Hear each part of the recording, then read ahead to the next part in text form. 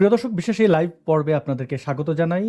বাংলাদেশের ধর্মান্ধ মুসলিম অর্থাৎ যারা বাঙ্গু মোমেন রয়েছেন তাদের মধ্যে বেশ জল্পনা কল্পনা চলছে, আলোচনা চলছে যে নেতানিয়াহু মারা গেছেন, ইরান কর্তৃক হত্যার শিকার হয়েছেন, এমন কথা বলা হচ্ছে। এটা সত্যতা কি? ইরান এবং আমেরিকা, ইসরায়েল, এই যে তাদের মধ্যে কনফ্লিক্ট, সেটার বাস্তবতা কি, গ্রাউন্ড রিয়েলিটি কি, সেটা বিস্তারিত জানার চেষ্টা করব এবং বাংলাদেশের সমসাময়িক বেশ কিছু ঘটনা আমরা আর একটু ভালোভাবে বোঝার চেষ্টা করব। আমাদের সাথে রয়েছেন আশফাকুর রহমান, আমাদের অতিথি। প্রিয় আশফাকুর রহমান, আপনাকে স্বাগত জানাই। ধন্যবাদ আসাদ ভাই আজকের এই ইভেন্টের জন্য। বর্তমানে যুদ্ধ কখনোই কাম্য নয়।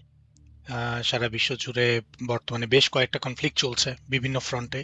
এরকম একটা সিচুয়েশন, এরকম একটা গুরুত্ব বিষয় নিয়ে আজকে আলোচনা করতে আসার জন্য এবং সকল অডিয়েন্সকে শুভেচ্ছা। আশফাকুর রহমান, আমরা কিছু ঘটনা দেখব। এই ঘটনার সাথে আপনি পরিচিত কিনা সেটা জানাবেন এবং আরও বিস্তারিত কিছু প্রশ্ন থাকবে। প্রিয় দর্শক, আপনাদের শুরুতে অনুরোধ করি এবং একটা জিনিস জানাই যে বাংলাদেশের দর্শকদের কাছে ইউটিউব সেভাবে ভিডিওস বা লাইভ পৌঁছাচ্ছে না। শুধু আমার চ্যানেলে না, বেশ কিছু চ্যানেলের রিচ একদম ডাউন, বেশ কিছু বলতে সবকটা চ্যানেলই। তো এটার কারণ কি এখনও আমি জানি না। আপনাদের কাছে অনুরোধ, আপনারা যদি লাইভ শেয়ার করেন, বেশি বেশি কমেন্ট করেন, লাইক করেন, তাহলে বোধহয় এটি সবার কাছে পৌঁছাতে পারে। সেই সাহায্য আপনাদের কাছে বরাবরের মতো চাই। এবং আমরা আশফাকুর রহমান ভাইয়ের কাছে যাওয়ার আগে একটু দেখি যে কি বলা হচ্ছে। আমার দেশ নামক একটি সো কল্ড পত্রিকা রয়েছে। তো এই পত্রিকা কি সব গার্বেজ, তারা মানে ওই শব্দটা ব্যবহার করলাম না, তো তারা যা কিছু খবর হিসাবে আমাদেরকে খাওয়ানোর চেষ্টা করে, সেটার বাস্তবতা কি, এটা সত্যতা কতটুকু তা আমরা জানি। এবং এই আমার দেশের পরিচালক কারা তাও আমরা জানি। প্রশ্ন হচ্ছে, নেতানিয়াহু কেমন আছেন?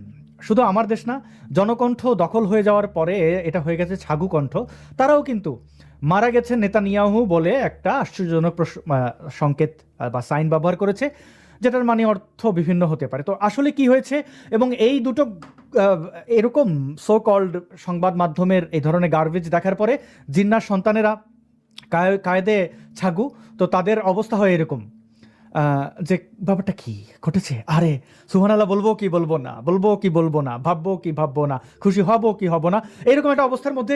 আশফাকুর রহমান, আপনি আমাদেরকে যদি একটু বলতেন কি ঘটনা, কি কাহিনী কি?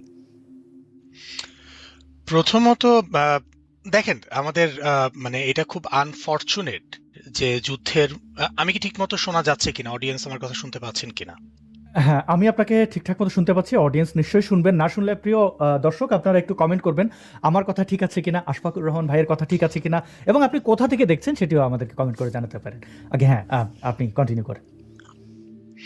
তো মানে যুদ্ধের মতো এমন একটা সেন্সিটিভ বিষয়ে যখন জাস্ট ক্লিক বেইটিং জার্নালিজম মানুষ করে, এবং এটা দিয়ে আসলে যে তারা খুব বেশি আমার দেশ বা ইত্তেফাক বা জনকণ্ঠ, মানে যেই মিডিয়া হাউসগুলো এই ধরনের নিউজগুলো করছে, তারা যে আসলে খুব বেশি পলিটিক্যাল কোনো গেইনও করতে পারছে তা না।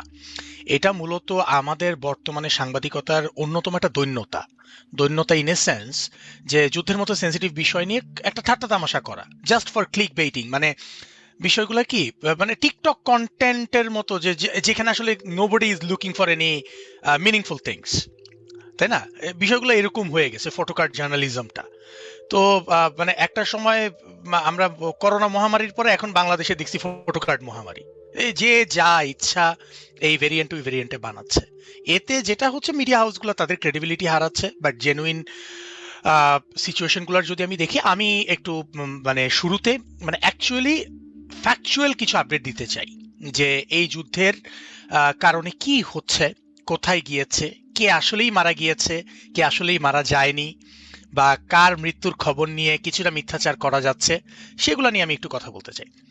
প্রথমত, ইরান এবং আমেরিকার মধ্যে একটা আলোচনাটা চলছিল মানে আমি যদি চিন্তা করি গত বছর থেকেই মানে কিছু আলোচনা শুরু হয়েছিল। বাট সেইখানে একটা যুদ্ধ শুরু হয় এবং পরবর্তীতে সেই নিউক্লিয়ার প্ল্যান্টগুলোতে হামলা হওয়ার পরে পরবর্তীতে একটা ব্রেক আসে।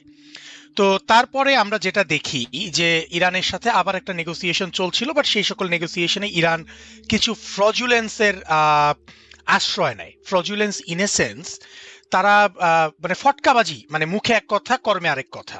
তো এরকম মিথ্যাচার কিছু করে, বাট আমেরিকা এবং ইসরায়েলের কাছে কিন্তু এনাফ ইন্টেলিজেন্স আছে। আমি আজকে একটু আপনাদেরকে ইনসাইট দেওয়ার চেষ্টা করব কিভাবে খোমেনিকে মারা হয়েছে, তাহলে আপনি বুঝবেন যে ইরান মানে ইসরায়েল কি জিনিস, মোসাদ কি জিনিস। মানে এদের সাথে জাস্ট মানে ইমানি জজবা দিয়ে মিথ্যা কথা বলে দিলেই যে জিনিসটা কাজ বের হয়ে চলে আসবে, ব্যাপারটা তা না। ওকে, তো এই জিনিসগুলো যখন চলছিল তখন ফেব্রুয়ারির 28 তারিখ আমেরিকা, যাদের যেই এই যুদ্ধটার কিন্তু এই যুদ্ধটাকে কিন্তু America is not saying a Iran war, they are saying it's an operation, military operation, এবং এটার নাম কিন্তু এপিক ফিউরি। ফেব্রুয়ারির 28 তারিখ এই অপারেশনটা শুরু হয়েছে, মানে the last date of February. তো এই ঘটনার পরে আমরা অনেক কিছুই দেখলাম। আজকে this is the second week of the war, আজকে দ্বিতীয় সপ্তাহ চলছে যুদ্ধের। তো এই পর্যায়ে আমরা কি দেখলাম, ইরানের বেশ কয়েকটা কি স্টাবলিশমেন্ট এবং সেটেলমেন্টে ভালো অ্যাটাক হয়েছে জয়েন্ট ফোর্স ইসরায়েল এবং ইউএস এর কাছে, এবং তার রেসপন্সে আমরা যেটা দেখলাম যে একটা বদ্ধ উন্মাদ, মনে করেন যখন মাইর খেয়ে জানে কিছু করতে পারবে না, তখন সে উল্টাপাল্টা হাত পা ছোড়াছুড়ি শুরু করে এবং আশেপাশে যারে পায় তারই মারে। তো ইরান করলো কি, অনেকটা এইভাবে আগানো শুরু করলো। এখন মানুষজন বলবে যে ইরান ভেবে চিন্তেই করছে, ঠিক আছে, এটারও একটা নাম আছে মিলিটারি টার্মিনোলজিতে, I will go into that. But Iran যেটা করলো, এমনিতেই ইরানের কিন্তু সৌদি যে ব্লক তার সাথে সম্পর্ক ভালো না। তো মিডল ইস্টের যে যারা জিও পলিটিক্সটা বোঝে, ইরান ভার্সেস সৌদি, যে কারণে মানে ইয়েমেন এর প্রক্সি ওয়ার চলে এবং এভরিথিং।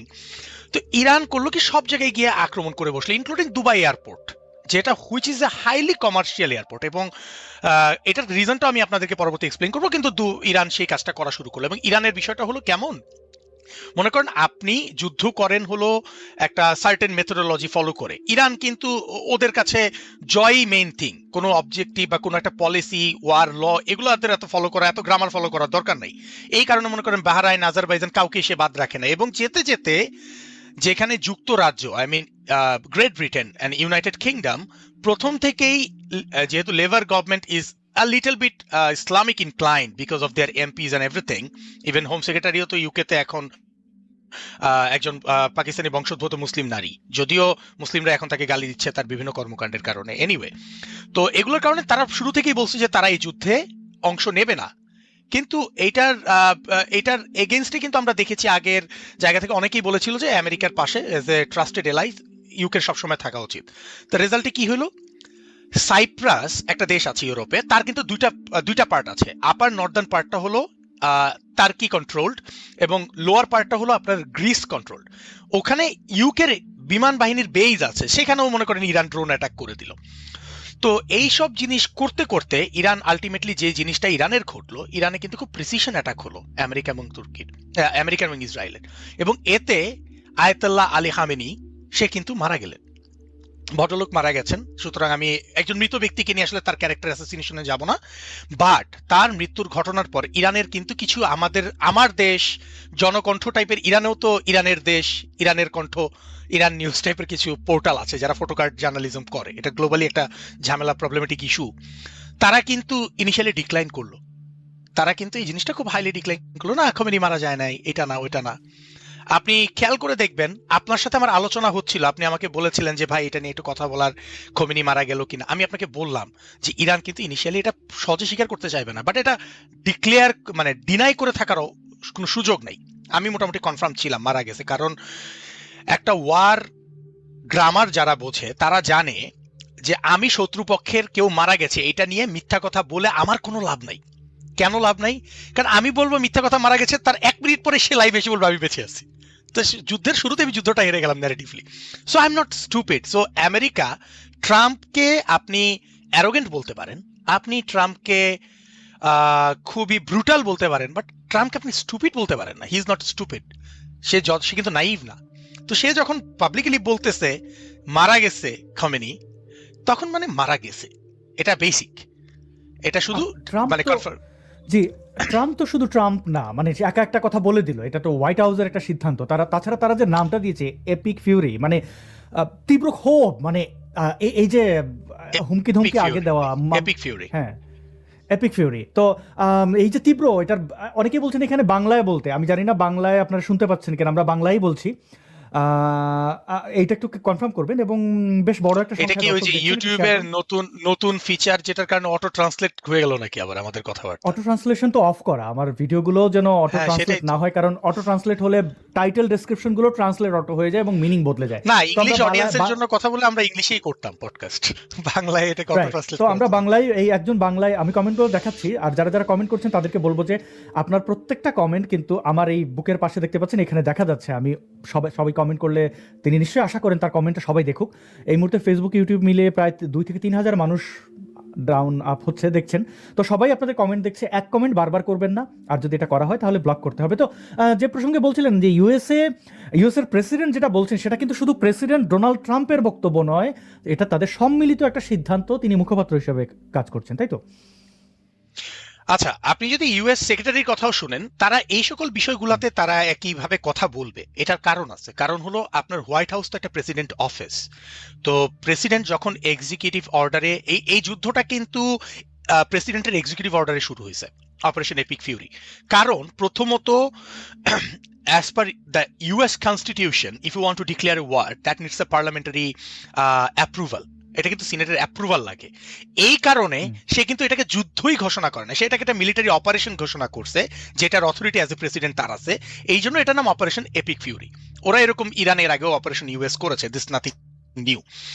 তো সে এই জিনিসটাতে তার অফিস পুরো বিষয়টাতেই বিভিন্ন কিছু বলে যাচ্ছে। তো আমি যে জিনিসটায় আসতেছিলাম যে আলটিমেটলি এই যুদ্ধে কে কতটুকু লস হলো, আজ পর্যন্ত ইরানের অ্যারাউন্ড 1300 থেকে 1400 লোক, এখনো নাম্বার কনফার্মড 100% না, বাট এটা মোটামুটি আইডিয়ালি বলা যায় আজ পর্যন্ত 2 সপ্তাহে 1300 থেকে 1400 লোক মারা গেছে।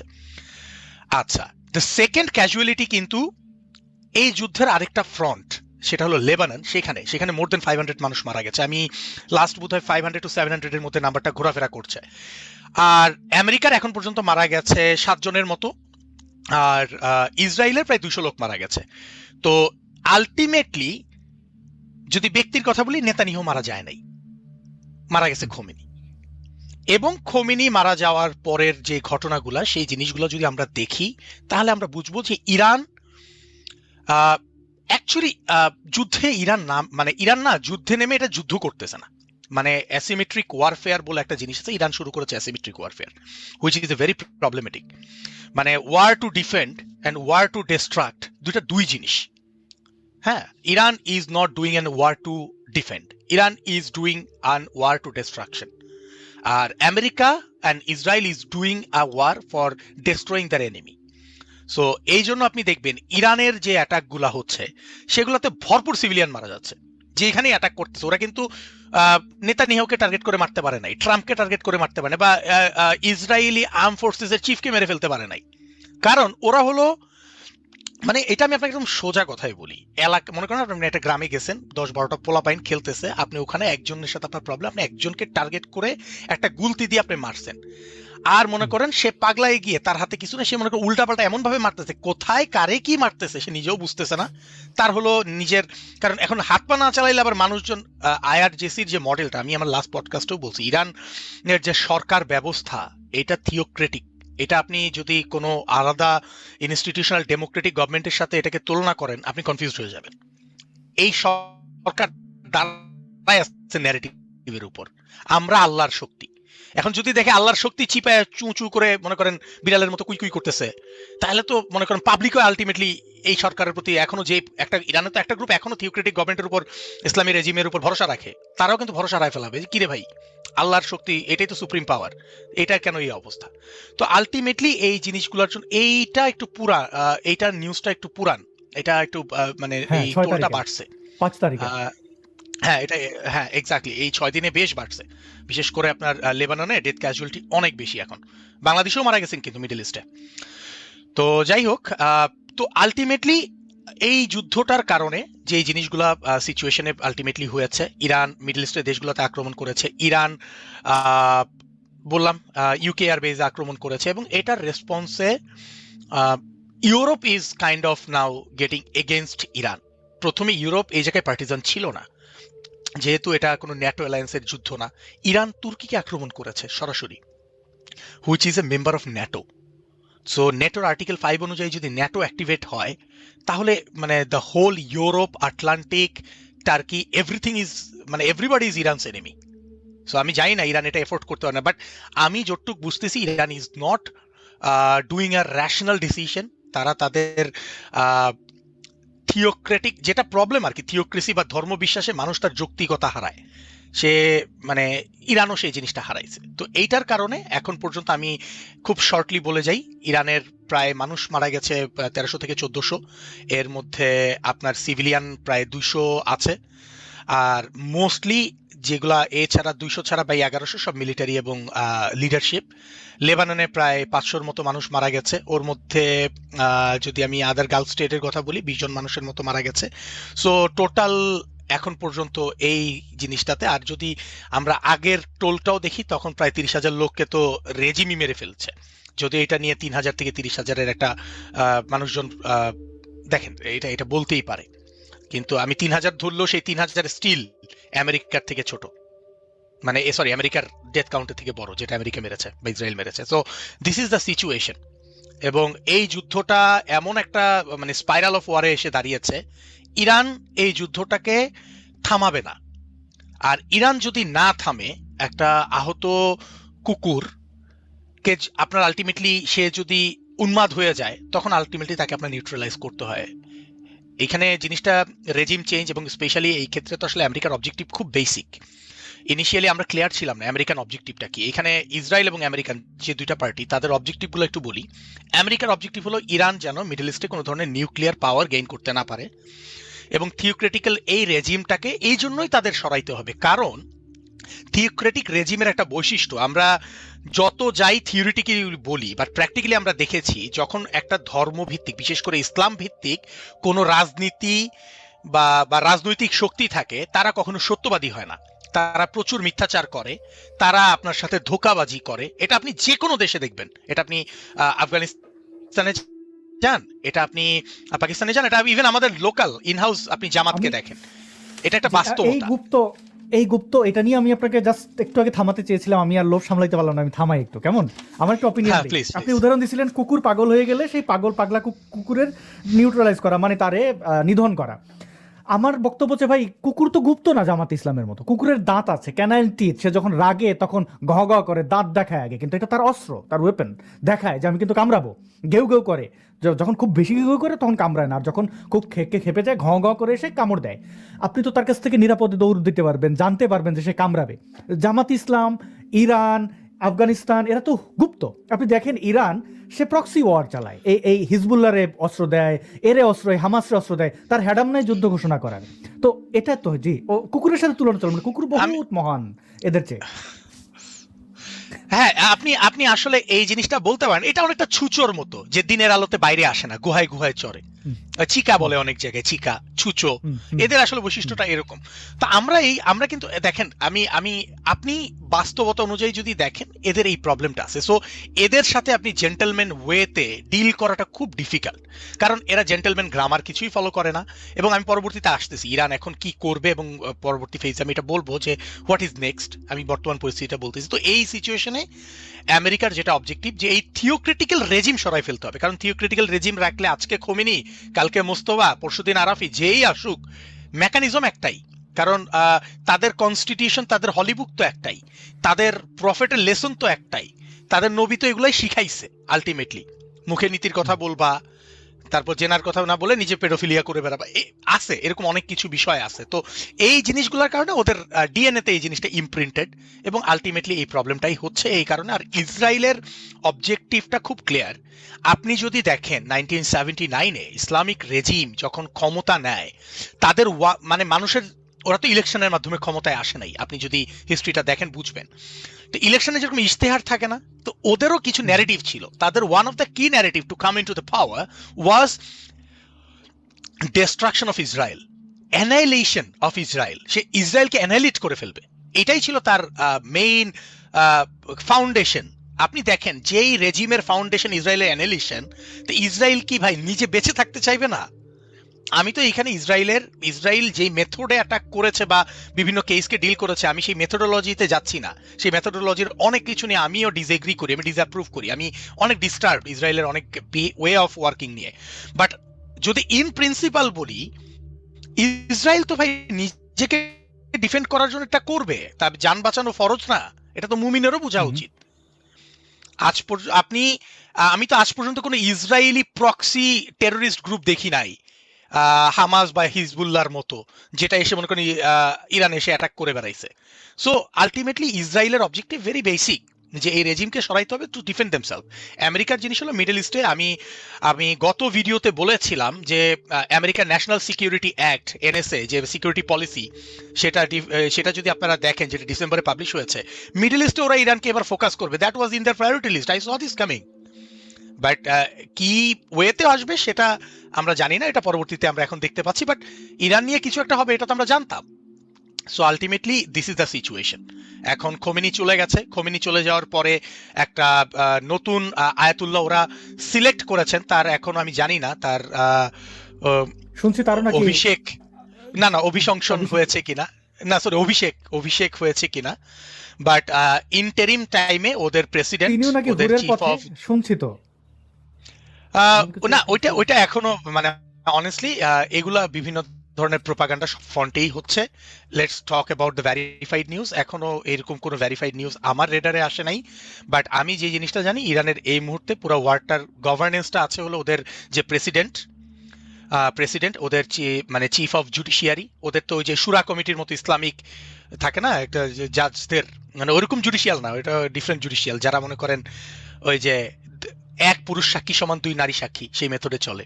তো ওদেরকম চিফ অফ জাস্টিস আর আরাফি, যাকে আসলে এই যে বাংলাদেশের বাংলা মিডিয়া যাকে প্রথমে আয়াতুল্লাহর জায়গায় বসাই দিছিল, অ্যাকচুয়ালি তা না, এটা তিনজনের একটা কাউন্সিল হয়েছে, সেই কাউন্সিল এটা ডিল করছে আইআরজিসি। আর ইরানের গভর্নেন্স অনেক কমপ্লিকেটেড, এইখানে বুঝতে হবে যে আইআরজিসি কি। আইআরজিসি না বুঝলে আপনি ইরানের গভর্নেন্স বুঝবেন না। সো তারা এরপরের পার্টে আমি এটা আসবো যে এখন যাকে নতুন নমিনেট করা হয়েছে সে কেন নমিনেট হয়েছে, এবং এটা হওয়াতে ইরানের আসলে কপালটা পড়ছে। সে কেন আয়তুল্লাহ খামিনির চেয়েও খারাপ, আয়তুল্লাহ খামিনির ছেলে মাস্তবা, এটা আমি জি, পরের ফেজে বলবো। So this is the pretty much situation in Iran. Thank you. আমি একটু, জি, অনেক ধন্যবাদ আশফাকুর রহমান। এবং দর্শকদের বলে রাখি যে আপনারা কমেন্ট করছেন, কমেন্টগুলো এখানে দেখা যাচ্ছে। শালীনতা বজায় রাখবেন, আর যথারীতি খামিনির পোলাপান যদি এখানে থাকে তারা তাদের ভাষা যেটা ব্যবহার করতে চায় করতে পারে, এটা আমরা কিছু বলে করতে পারবো না। একটু আগে যে আমাদের আশফাকুর রহমান ভাই না বলছিলেন আসাদ সুরা ভাই, সদস্য, সরি আসাদ ভাই একটু বলি, তারা এইখানে আমরা বসে কোন রকম গালিগালাজ না করে যদি রেজিমের ক্রিটিসিজম করতে পারে, তারা এসে যদি কমেন্টে গালিগালাজ করে দিতে পারে, সেটাতে আমরা ক্লিয়ারলি বুঝে যাব যে এই গ্রুপটার এবং এই গ্রুপের সাপোর্টাররা আসলে তাদের চিন্তার দৈন্যতা কি। আমার কমেন্টে যে, আমার ফেসবুকের পোস্ট কমেন্টে যে গালিগালাজ করে, I don't mind and I don't delete or block them. Let people see where they belong to, it's okay. Exactly. এবং আশফাকুর রহমান একটু আগে বলছিলেন সুরা সদস্য, এই সুরা সেই সুরা না, এই সুরা সেই সুরা না, এই সুরা অন্য সুরা, সেই সুরা সম্পর্কে আমরা জানবো এখন। আশফাকুর রহমান ভাই, আপনার কাছে একটা জিনিস জানতে চাই। আমি বাংলাদেশের একটা ঘটনা দেখলাম, রাকি সোলাইমান সিদ্দিক নামের, আমি ওই পোস্টটা পড়বো এবং আপনার কাছে জানতে চাই এটার মোজেজা কি, এরকম কিছু হতে পারে কিনা। আবার আর্টিফিশিয়াল ইন্টেলিজেন্স দিয়ে বেশ কিছু ভিডিও বানানো হচ্ছে যেখানে আবাবিল তৈরি করা হচ্ছে, আবার বলছে আবাবিল পাখি, আবাবিল মানেই পাখি, তো রোবোটিক আবাবিল তৈরি করা হচ্ছে, যেখানে ইউএসএ আব্রাহাম লিঙ্কন এবং মানে এই যে তাদের তাদের যে ওয়ারফেয়ার, তাদের যে কৌশলগত অবস্থান, তাদের যে শক্তিমত্তা, তাদের যে নৌবহর, এগুলো তো বিশ্বে অনন্য, মানে আর ধারে কাছেও কেউ নেই। তো সেইখানে যে এই কাল্পনিক বিষয়গুলো নিয়ে নেতানিয়াহু মারা যাওয়ার মতো ঘটনা দিয়ে আসলে কি প্রমাণ হয়, আমরা চলুন কল্পনা বাদ দিয়ে একটু বাস্তবতায় যাই। প্রিয় দর্শক, আপনাদের কাছে একটু অনুরোধ থাকবে আপনারা একটু শেয়ার করতে পারেন যেন বেশি সংখ্যক মানুষের কাছে পৌঁছায়, এটাই আমাদের চাওয়া। একটু বলে রাখি, আমাদের ভিডিও অনেকে দেখেন কিন্তু সাবস্ক্রাইব করেন না। আপনারা চাইলে সাবস্ক্রাইব করতে পারেন। সাবস্ক্রাইব করলে আপনার কোনো পয়সা খরচা হবে না, আমাদের অনেক লাভ হবে। লাভটা কি হবে? একটা সাবস্ক্রাইব করলে কি ইউটিউব আমাকে 1 টাকা দেবে? পয়সা দেবে না, পয়সা না। বিষয়টা হয় আপনাদের কাছে পরবর্তীতে নোটিফিকেশন যাবে কোনো ভিডিও আপলোড করলে বা লাইভ শো শুরু করলে। তো যত বেশি মানুষ দেখবে, এটা আমাদের পরিশ্রমের সার্থকতা হয়। আমরা বিশ্বের বিভিন্ন প্রান্ত থেকে যুক্ত হই, যেমন আশফাকুর রহমান ভাই ব্রিটেন থেকে যুক্ত হয়েছেন, আমি কানাডা থেকে এটি হোস্ট করছি, আপনারা কেউ বাংলাদেশ থেকে, কেউ ভারত থেকে দেখছেন বা বিশ্বের অন্যান্য দেশ থেকে দেখছেন। তো এই যে বিভিন্ন জায়গা থেকে আমরা ছড়িয়ে ছিটিয়ে থাকি, দেখি, বুঝি, বোঝার চেষ্টা করি। আমরা নিজেরা একটু সমৃদ্ধ হই, অন্যকে সমৃদ্ধ করতে চাই। আমাদের মূল উদ্দেশ্য তো আমাদের এই সমাজে ধর্মীয় সংঘাত তৈরি না করে, বিভাজন তৈরি না করে সবাই মিলে ভালো থাকা। দেখুন, দিল্লি না ঢাকা বলতে বলতে ভারত বিদ্বেষ, ভারতের সেভেন সিস্টার্স খেয়ে ফেলবে, এই কথাগুলো কারা বলেছিল? ইসলামিক সন্ত্রাসীরা। ফলাফল কি? গতকালকে কাঁদলো ভারত যেন আমাদেরকে তেল দেয়, তো ভারত সেই পাইপলাইন দিয়ে হাজারো মেট্রিক টন তেল পাঠাচ্ছে। আবার আজকে কাঁদছে যে রাশিয়ার কাছ থেকে তেল কিনবো, ইউএসএ আব্বা যেন অনুমতি দেয়। তো দিল্লি না ঢাকা বলতে বলতে তুমি গোলামি করছো ইসলামাবাদের, গোলামি করছো ওয়াশিংটনের। তো এগুলো তো অনর্থক। কেন? নিজের আগে তোমার প্রতিবেশী ভারতকে শত্রু বানাচ্ছে কেন? শুধুমাত্র ঘৃণা থেকে।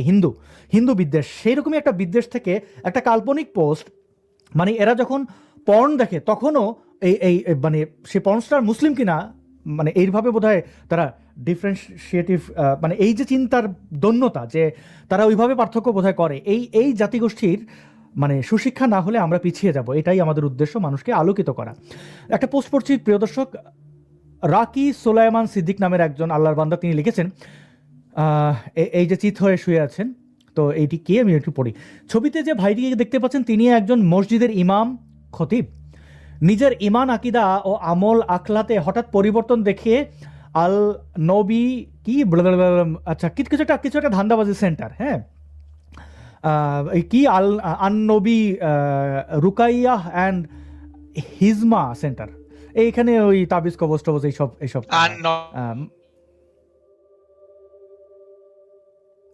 আমি সম্ভবত, আচ্ছা যাই হোক। তো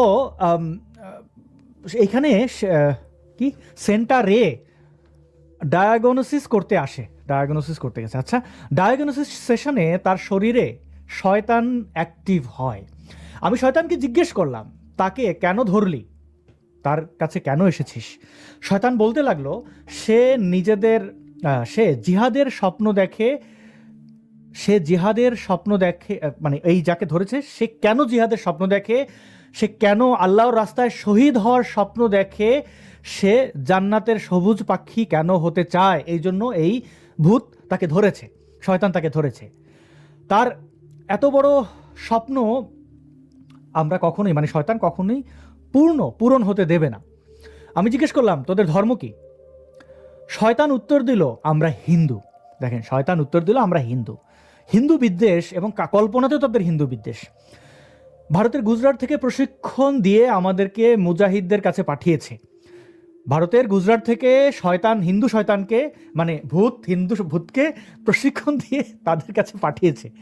বলাৎকারের জন্য পাঠিয়েছে কিনা আমি জানি না। আচ্ছা, যাই হোক, যারা জিহাদের স্বপ্ন দেখে তাদেরকে পথভ্রষ্ট করাই আমাদের একমাত্র উদ্দেশ্য, লক্ষ্য। কোন পদ্ধতিতে পথভ্রষ্ট করে এইটা তো উল্লেখ করলো না, বলাৎকারী হবে।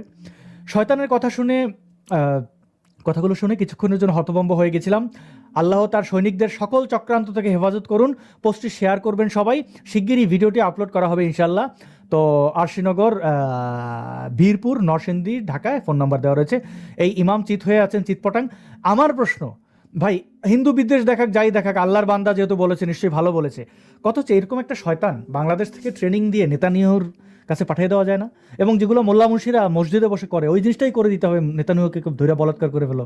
মানে তাদের যেটা চিন্তা, এটা আমার চিন্তা না, তাদের চিন্তা হচ্ছে, দেখবেন এখানে কমেন্টে, তোর মাকে এই করি সেই করি, তোকে এই করি সেই করি, মানে তারা ওই জিনিস ছাড়া, মানে তাদের এক ইমানদণ্ড আছে আর জান্নাতে 72 হুর আছে, এর বাইরে কোনো চিন্তা ভাবনা নাই।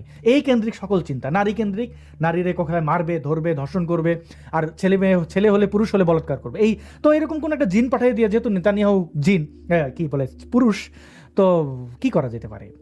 এরকম কিছু করতে পারে না? গুজরাট থেকে যদি হিন্দু জিন বাংলাদেশে চলে আসে, কোথাকার কোন মোল্লা খতিব তারে এই অবস্থা করে ফেলতে পারে? লোকটা দেখেন খেলার চোটে চিত হয়ে পড়ছে। মানে চিন্তা করেন যে এতই সে পীড়া, এতই তার বেদনা, চিত হয়ে পড়ছে। ভাই, এটা দেখে আমার খারাপ লাগছে। হাসাহাসি করা ঠিক হবে না। তো এই জিনিসটা কি নেতানিয়াহুর সাথে করা যায় কিনা, ট্রাম্পের সাথে করা যায় কিনা, নাকি তাদের কাছে শয়তানেরও অ্যান্টি শয়তান মিসাইল টিসাইল কিছু আছে? জি, আপনি যেভাবে বলছেন, ভেরি অনেস্টলি আমি মানে আমি পোস্টটা পড়লাম, মানে পড়ে এইটাকে রেসপন্স করার মতো মানে আমার কাছে ভাষা নাই। কারণ মানে সত্যি কথা বলতে, মানে ঠিক আছে, এদেরকে ডিল করতে মানে নিজেকে এত নিচে নামাই নিয়ে আসতে পারবো না যে এদের লেভেলে গিয়ে আসলে কোনো কথা বানায় বলতে পারবো।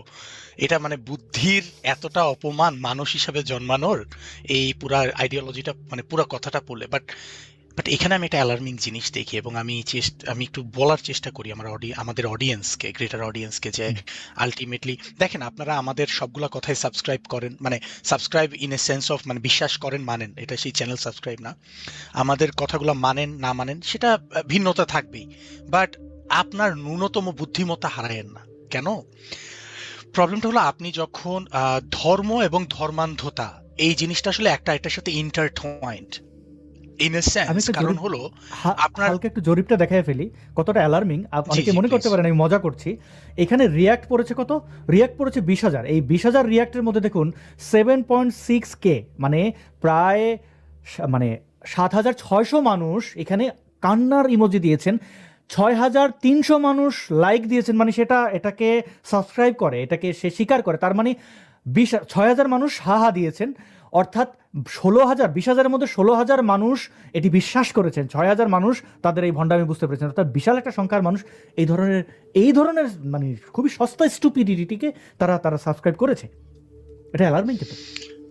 আমি এই জায়গাটাতেই বলতেছি, আপনি দেখেন, আমি বুঝি যে স্পিরিচুয়ালিটি বা বিশ্বাসের জায়গাটা একটা মানুষের আসলে বেঁচে থাকতে হলে আমরা অনেক কিছুই ডিল করি, আমাদের অনেক দুঃখ, কষ্ট, বেদনা, ফ্রাস্ট্রেশন অনেক কিছু থাকে, সেই জায়গায় spirituality is a big relief.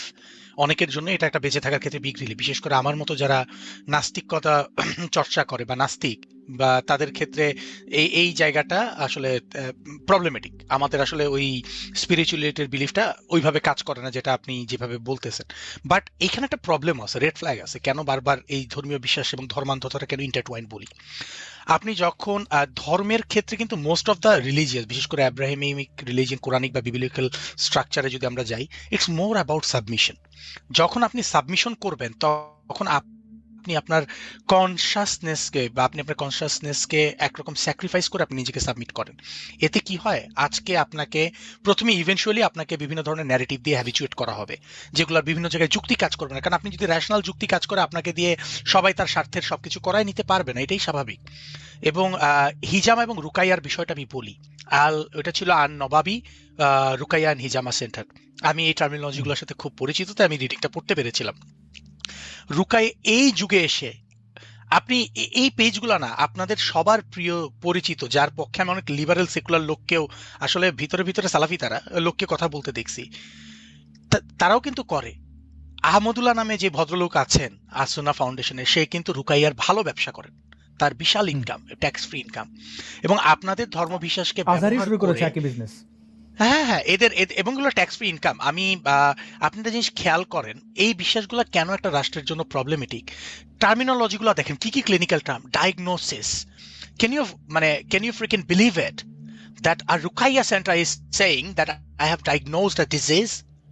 Can you believe that? এবং এইটা কেন অ্যালার্মিং? কারণ অনেক বাচ্চার মা বাপ এগুলোতে বিশ্বাস করে। ছোট বাচ্চাকে প্রপার মেডিকেল অ্যাটেনশন না দেখায় রুকাইয়া হুজুরের কাছে নিয়ে যাবে, আর রুকাইয়া হুজুর, আমি আর ওই পার্টটা গেলাম না, আমি আর ওই পার্টটুকু আলোচনা করলাম না, আমরা জানি ছোট বাচ্চাদের সাথে হুজুররা কি করেন।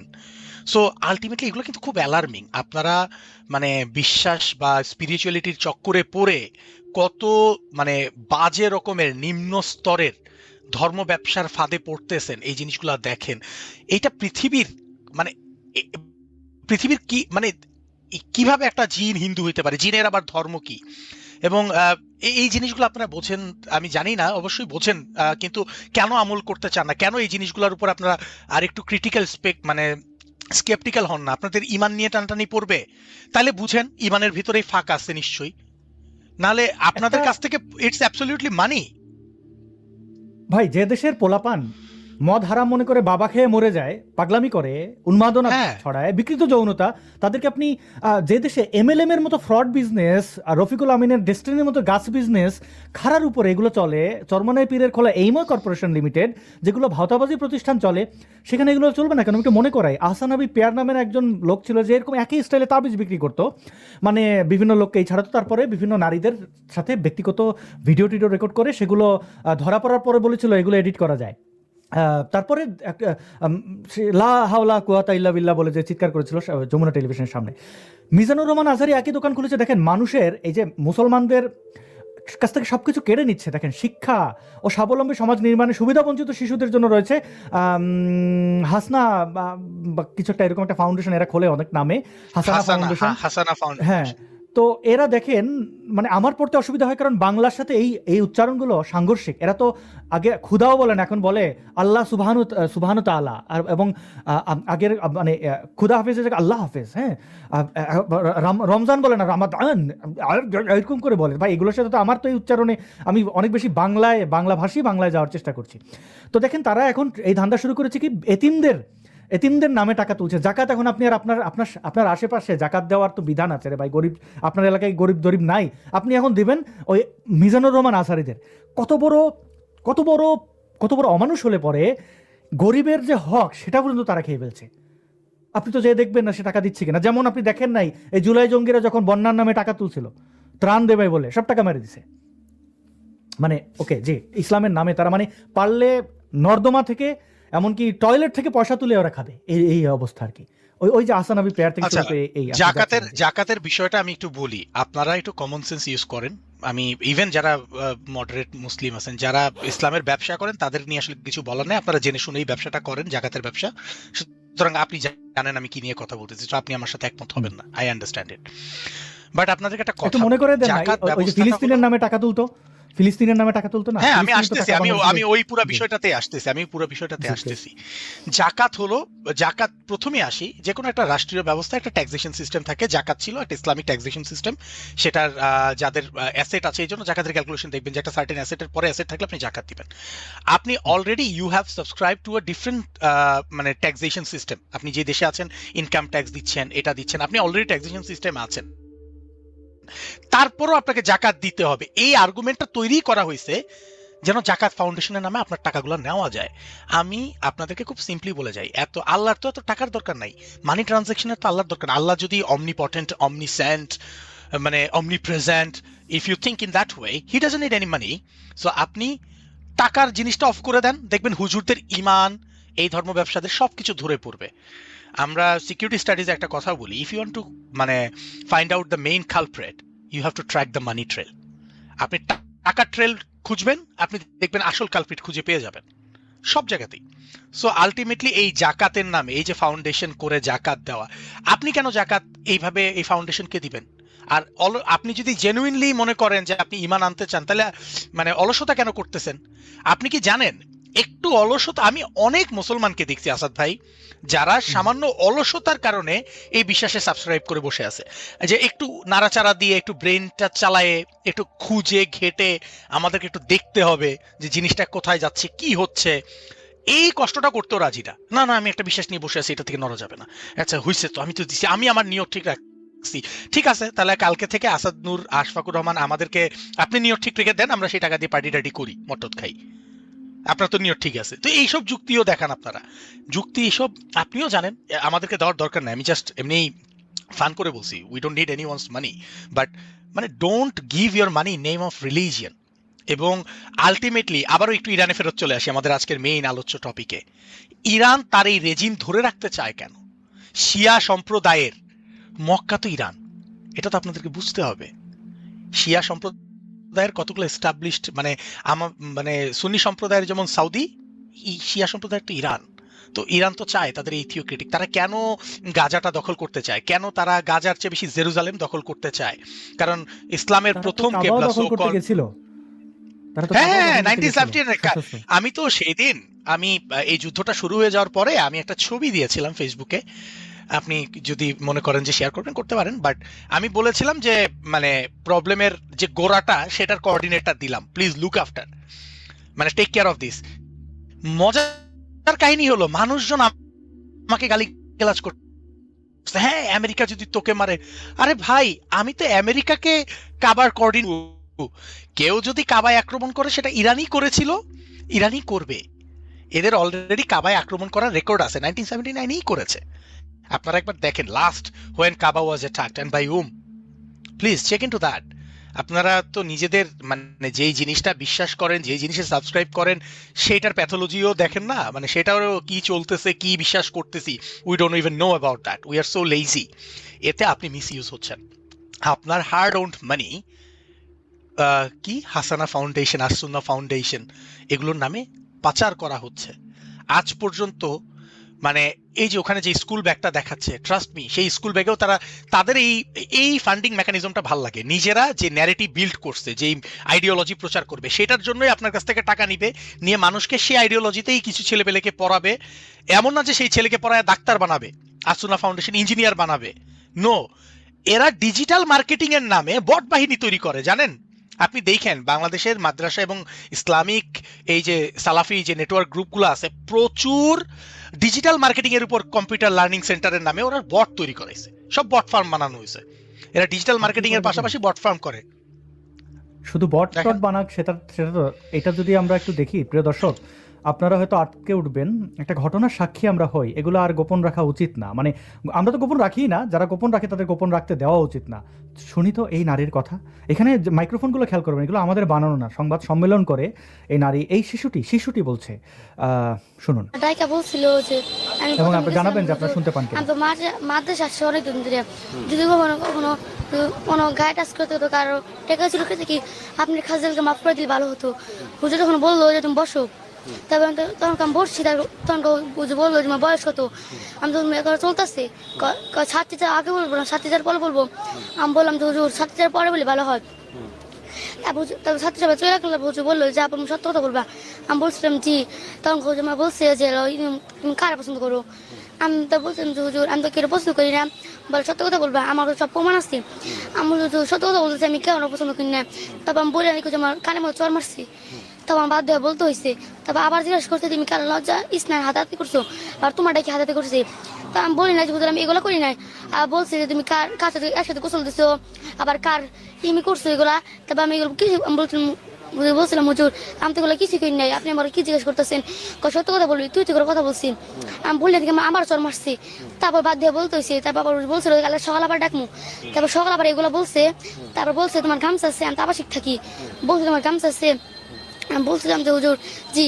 তা বলে যে গামছা না যাবো আমি জানো মেয়ে। তারপরে মিলন বড় খুলে আমি বলছিলাম যে হুজুর এগুলো করা আছে না করে পেলো, আর মাফ করে দাম, আমি আর জীবনে এগুলো করবো না, কে মাফ থেকে মিজান বড় খুলে যা। তারপর মিজান বড় খুলে গেছি।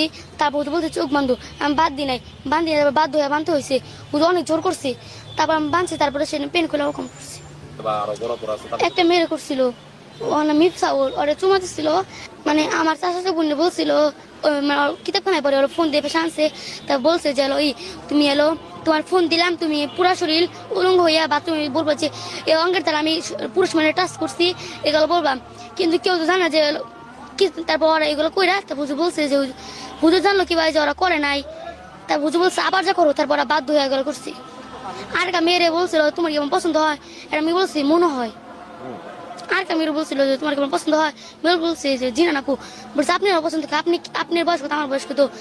সেই মেয়েরা বলছে তোমার ভাইয়ের বয়স কত, বলছিল 30, তোমার বাবির বয়স কয় হলো 20, কয় তোমার ভাই আর বাবির বয়স 10 বছরের পার্থক্য, আর আমার আর তোমার 11 বছরের পার্থক্য, তার সমস্যা কি।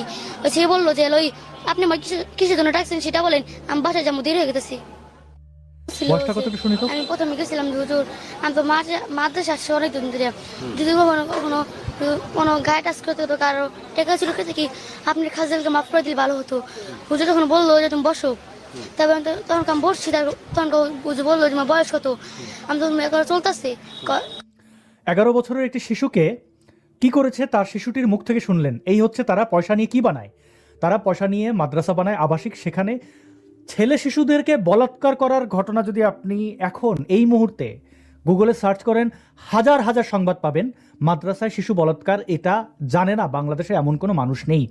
আর মেয়ে, 11 বছরের একটা মেয়েকে উলঙ্গ করে তাকে ধর্ষণ করেছে, তার সহপাঠীদের ধর্ষণ করেছে, নগ্ন করে ভিডিও ধারণ করেছে। এইটা হচ্ছে তাদের অর্থ সংগ্রহ, এবং সেগুলো কোথায় কোথায় ব্যয় করে, কিভাবে ধর্ষণের কারখানা তৈরি করে। আশফাকুর রহমান ভাই, আমি দুঃখিত যে এরকম একটা প্যাথেটিক জিনিস আমাদের দেশে ঘটে, দেখাতে হয়, আমাদের কিছু করার থাকে না।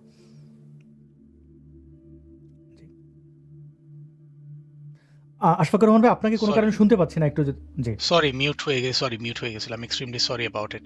না, আমি বললাম যে আলটিমেটলি এই জিনিসটা আমাদের জন্য কতটা দুঃখজনক ইন এ সেন্স হলো, মানে আমি এই জিনিসটাকে শুনে, দেখেন আলটিমেটলি আমাদেরও তো মানে এরকম সেম বয়সী বাচ্চা কাচ্চা বা মা বোন ভাই বোন এগুলো আছে, জিনিসটা দেখে আমি মানে পুরা বিষয়টাতে মানে কি বলবো, মানে কিভাবে বলবো। এবং দেখেন আমি এটা নিয়ে বেশ কয়েকবার বলছি, মাদ্রাসা শিক্ষা ব্যবস্থা হলো মানে আলটিমেটলি আপনার ধর্মীয় সেন্সটাকে ব্যবহার করে আপনার সন্তানকেই লুটপাট করার একটা মানে খুব নোংরা একটা সিস্টেম। আপনি মানে এই প্যারালাল সিস্টেম রাখলে একটা সমাজ ধ্বংস হইতে বেশি দিন লাগবে না। আমাদের সমাজে বর্তমান যুগে এসে যেখানে সবাই আমরা একটু সামনে আগানোর কথা চিন্তা করতেছি, সেখানে এই মাদ্রাসা শিক্ষা ব্যবস্থায় আপনি মানে হুজুররা মনে করেন এই ধরে ধরে এইগুলা জিনিস করে বেড়াচ্ছে। So ultimately this is not something very good about. আমি আমি আমি অ্যাকচুয়ালি স্পিচলেস। আমি মানে এগুলোটা I don't even know how to respond. Exactly. আমরা মানে এগুলো দেখি, শুনি, তারপর আবার ভুলে যাই, কারণ এই বিষয় নিয়ে অতটা আমাদের কি, আমাদের তো আর সন্তান না, এটা ভাবি আমি তো সেফ আছি, কিন্তু কেউই সেফ না এদের কাছ থেকে। এবং এই যে উন্মাদনা, এবং এই এই দলই কিন্তু মাদ্রাসায় পড়ে, এবং তাদের মধ্যে আমি বলবো যে মাদ্রাসায় পড়ে যারা শিক্ষার্থী তারা তো ভিকটিম, তারা বড় হয়ে কি করে, তারা বড় হয়ে উন্মাদে পরিণত হয়। তাদেরকে দিয়ে তেঁতুল হুজুর রাস্তাঘাটে পাঠিয়ে দেয়, তারপরে ওই শাপলা চত্বরের অবস্থা দেখেছেন, তাদেরকে মামুনুল হক সে 501-এ গিয়ে ফুর্তি করে অন্যের বউয়ের সাথে, আর রাস্তায় তাদের শিক্ষার্থীদের পাঠিয়ে দেয়, তাদের জীবন যায়। এরা একইভাবে দেখেন এই যে ইরানকে কেন্দ্র করে আমরা এই যে ইরানের অবস্থান, সেইখানে দেখেন তারা তাদের উন্মাদনার একটা ব্যাপার, যে তারা গিয়ে বিভিন্ন লাইভে কমেন্ট করে যে ইরানে যুদ্ধে যাবে। একজন শিক্ষক সম্ভবত তিনি, আমি জানি না তো ওনার পরিচয়, তিনি একটা ভালো উত্তর দিয়েছেন। আমরা স্বল্প দৈর্ঘ্যের এই ক্লিপটা একটু শুনি। আমি বাংলাদেশ থেকে ইরানে গিয়ে যুদ্ধে যোগ দিতে পারবো? হ্যাঁ পারবেন। আপনি বাংলাদেশ থেকে ইরানে যান, মনে করেন যে আপনি হচ্ছে ইরানে গিয়ে একটা মিসাইলের সাথে নিজেকে জড়ান, তারপরে সেই মিসাইল যেখানে যে নিক্ষেপ হবে সেখানে গিয়ে আপনিও পড়েন যুদ্ধে যোগ দিবেন। ভাই আপনার ডাক দিছে ইরান যুদ্ধে যোগ দেওয়ার জন্য, বলছে বাংলাদেশ থেকে ইরানে যাবে যুদ্ধ। বাংলাদেশে আপনার আশেপাশে প্রত্যেকদিন যুদ্ধ হচ্ছে, সেই যুদ্ধগুলো করেন না? জীবন মানে যুদ্ধ বাংলাদেশে, আপনি সেটা করেন। আপনি বাংলাদেশে 5টা মানুষের জন্য কাজ করেন, যুদ্ধ করতে যাবে ইরানে, কাম নাই। তো এটা একটা ভালো মানে চিত্র বাংলাদেশের, যে এদের কাজ নাই কাম নাই, এই ধরনের জিহাদি জজবা ভেতরে, শুধু মারবো মারবো মারবো, এই মোরাল পুলিশিং রাস্তাঘাটে, মানে যা ইচ্ছা তা হয়, এবং এগুলোর কোনো প্রতিক্রিয়া হয় না। মানে আপনি যদি দেখেন, আমি আরেক কয়েকটা জিনিস ইনক্লুড করি, তারপর আপনি ইরান দিয়ে যদি আমাদেরকে আরেকটু সমৃদ্ধ করতেন। কয়েকটা ঘটনা দেখে আসলে এই গোষ্ঠীটা এখান থেকে আসে। দেখুন, পাহাড়ি আদিবাসীদের উপরে নির্যাতন করে, তারা ইরান নিয়ে কাঁদে, তারা ফিলিস্তিন নিয়ে কাঁদে। আরে বেটা, তোর দেশের মানুষকে তুই নির্যাতন করতেছিস, সেটা তো তোর রেসপন্সিবিলিটি। দেখেন আমাদের পাহাড়ি আদিবাসীরা বা এই নারীরা, আমি বলবো নারী থেকে শুরু করে সকল নারী, এই নারী একজন দৃষ্টান্ত। গার্মেন্টসে চাকরি করেন তিনি, ভিন্ন ধর্মের, তাকে দেখুন না খাইয়ে রেখে দেখুন কিভাবে মানে এই সমাজ, মানে পুরুষতান্ত্রিক সমাজ, এই মোল্লারা এই পুরুষ তৈরি করে। দেখেন, এই সুপারভাইজার ভাই, আজকে আমার ছুটি দেন।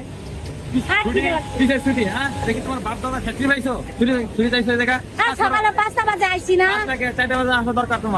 12টা বাজে ডিউটি পালাম। কাম করি, সেই সকালে আইছি, খিদে লাগে না, ভাত খাইনি সারাদিন।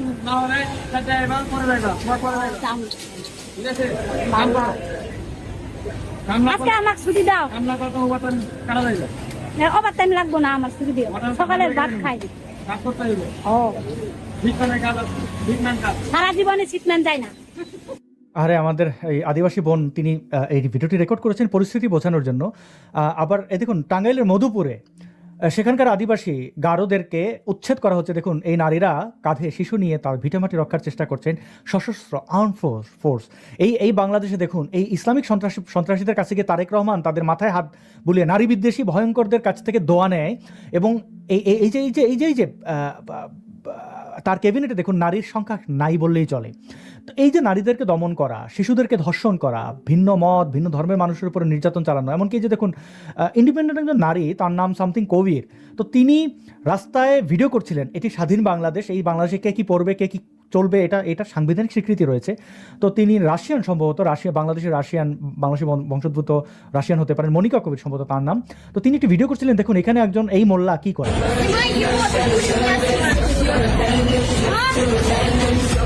দেখুন পানি মারছে তারা। আর এই যে ছেলেপেলেগুলো, এরা এই ইসলামিক শিক্ষার কারণে কতটা অমানুষ হয়েছে। একই বাঙালি, একই গড়ন, একই বরণের আপনি ভারতীয়দের মধ্যে পশ্চিমবাংলায় এরকম বর্বর পাবেন না, এরকম নারী বিদ্বেষী পাবেন না। কিভাবে, কেন বাংলাদেশে এরকম, পাকিস্তানে কেন এরকম, আফগানিস্তানে কেন এরকম? খুবই সিম্পল উত্তর, ইসলামিক সন্ত্রাসবাদ। উগ্র। দেখুন, এক নারী কেন ভিডিও করবে, সেখানে গিয়ে এই বুড়ো পানি মারছে, তার অঙ্গভঙ্গি খেয়াল করুন।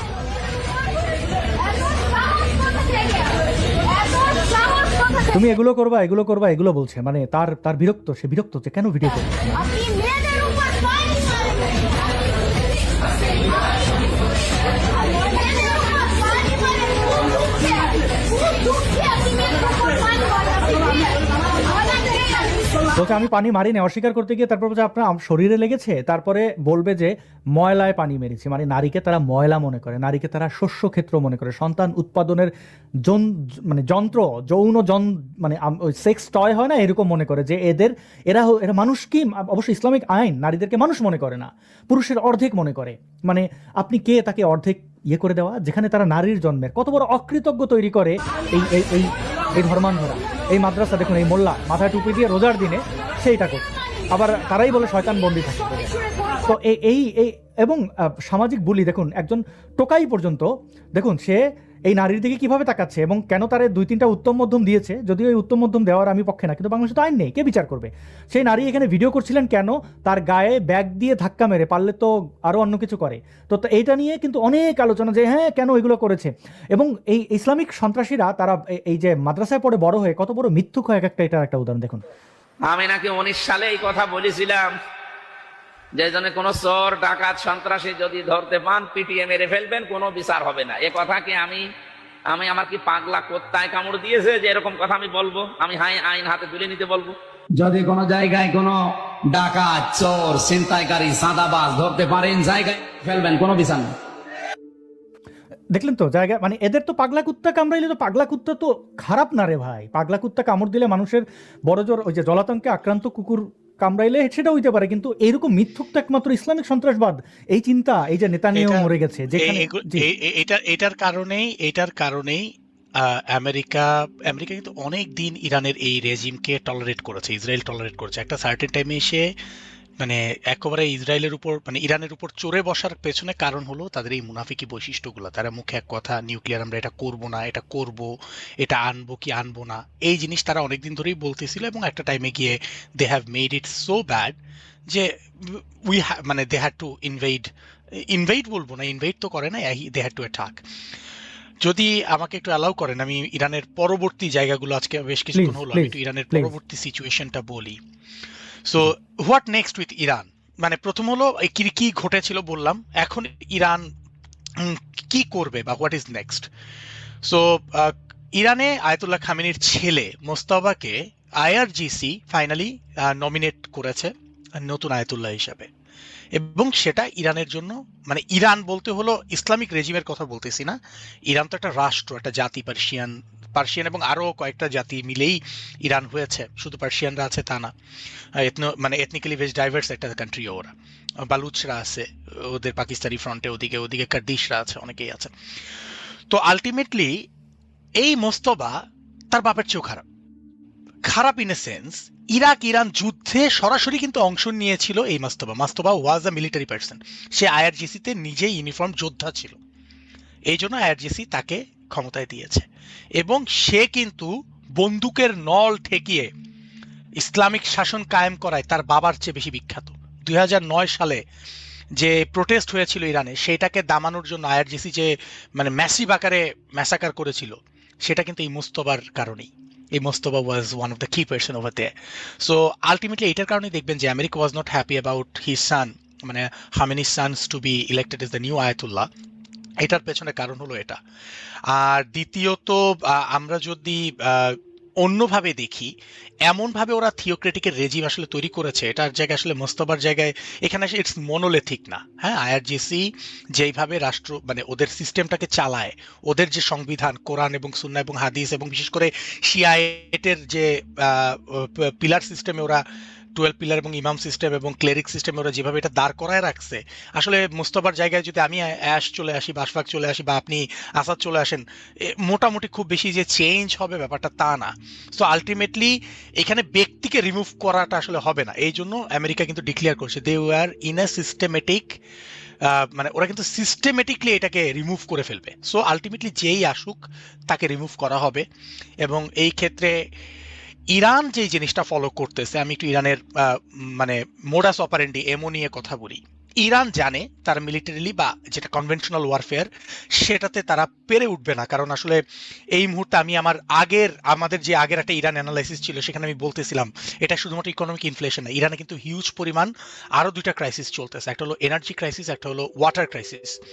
ইরানের আপনি খেয়াল করে দেখবেন যে ইসরায়েল ওয়াটার মানে এই যে স্যালিনেশন ট্রিটমেন্ট প্ল্যান্ট যেখানে নোনা পানি থেকে মিষ্টি পানি তৈরি করে সেখানে আক্রমণ করেছে। সো ওয়াটার ক্রাইসিস অনেক বেড়ে যাবে। আর ভাই পানি না পাইলে তখন ধর্ম বিশ্বাস থাকবে, আপনি খাওয়ার পানি না পেলে আপনার কোনো ইমান থাকে না, পেটে খাবার না থাকলে পানি না থাকলে ইমান সব জানলা দিয়ে পেলায় চলে যায়, এগুলা বাস্তবতা, তখন আর কেউ আল্লাহ খোঁজে না। এই তো আলটিমেটলি ইরান ওইদিকে ধ্বংসের দিকে যাবে। তো ইরান যে অবজেক্টিভে গেছে, Iran is not defending themselves, তারা হলো is now in a mission of distraction. Militarily আমরা মিলিটারিতে এই জিনিসটাকে অ্যাসিমেট্রিক ওয়ারফেয়ার বলি, মানে বলতাম, আমি তো এখন আর নাই, যাই হোক, মানে মিলিটারি টার্মিনোলজিতে it's is call asymmetric warfare. এই ওয়ারফেয়ারে you don't fight in a certain front, what you start to do, you know that your মানে ডিফিট ইজ ইনএভিটেবল, আপনার পরাজয় ইনএভিটেবল, মানে কি বলো এটাকে, অবশ্যম্ভাবী, আসবেই। সো আপনি তখন যেটা করেন, আপনি মনে করেন যাওয়ার আগে ৭১-এ পাকিস্তানি মুমিন ভাইরা যেটা করেছিল, জানে হেরে যাবে, যাওয়ার আগে সকল বুদ্ধিজীবীদেরকে মেরে দিয়ে চলে গেছে। 14 আগস্টে নারীদেরকে মনে করেন খুব বাজেভাবে ধর্ষণ করছে, জানে লং টার্মে টিকতে পারবে না, এমন ভাবে ধর্ষণ করছে যেন তোর পেটে বিহারি জন্মায়।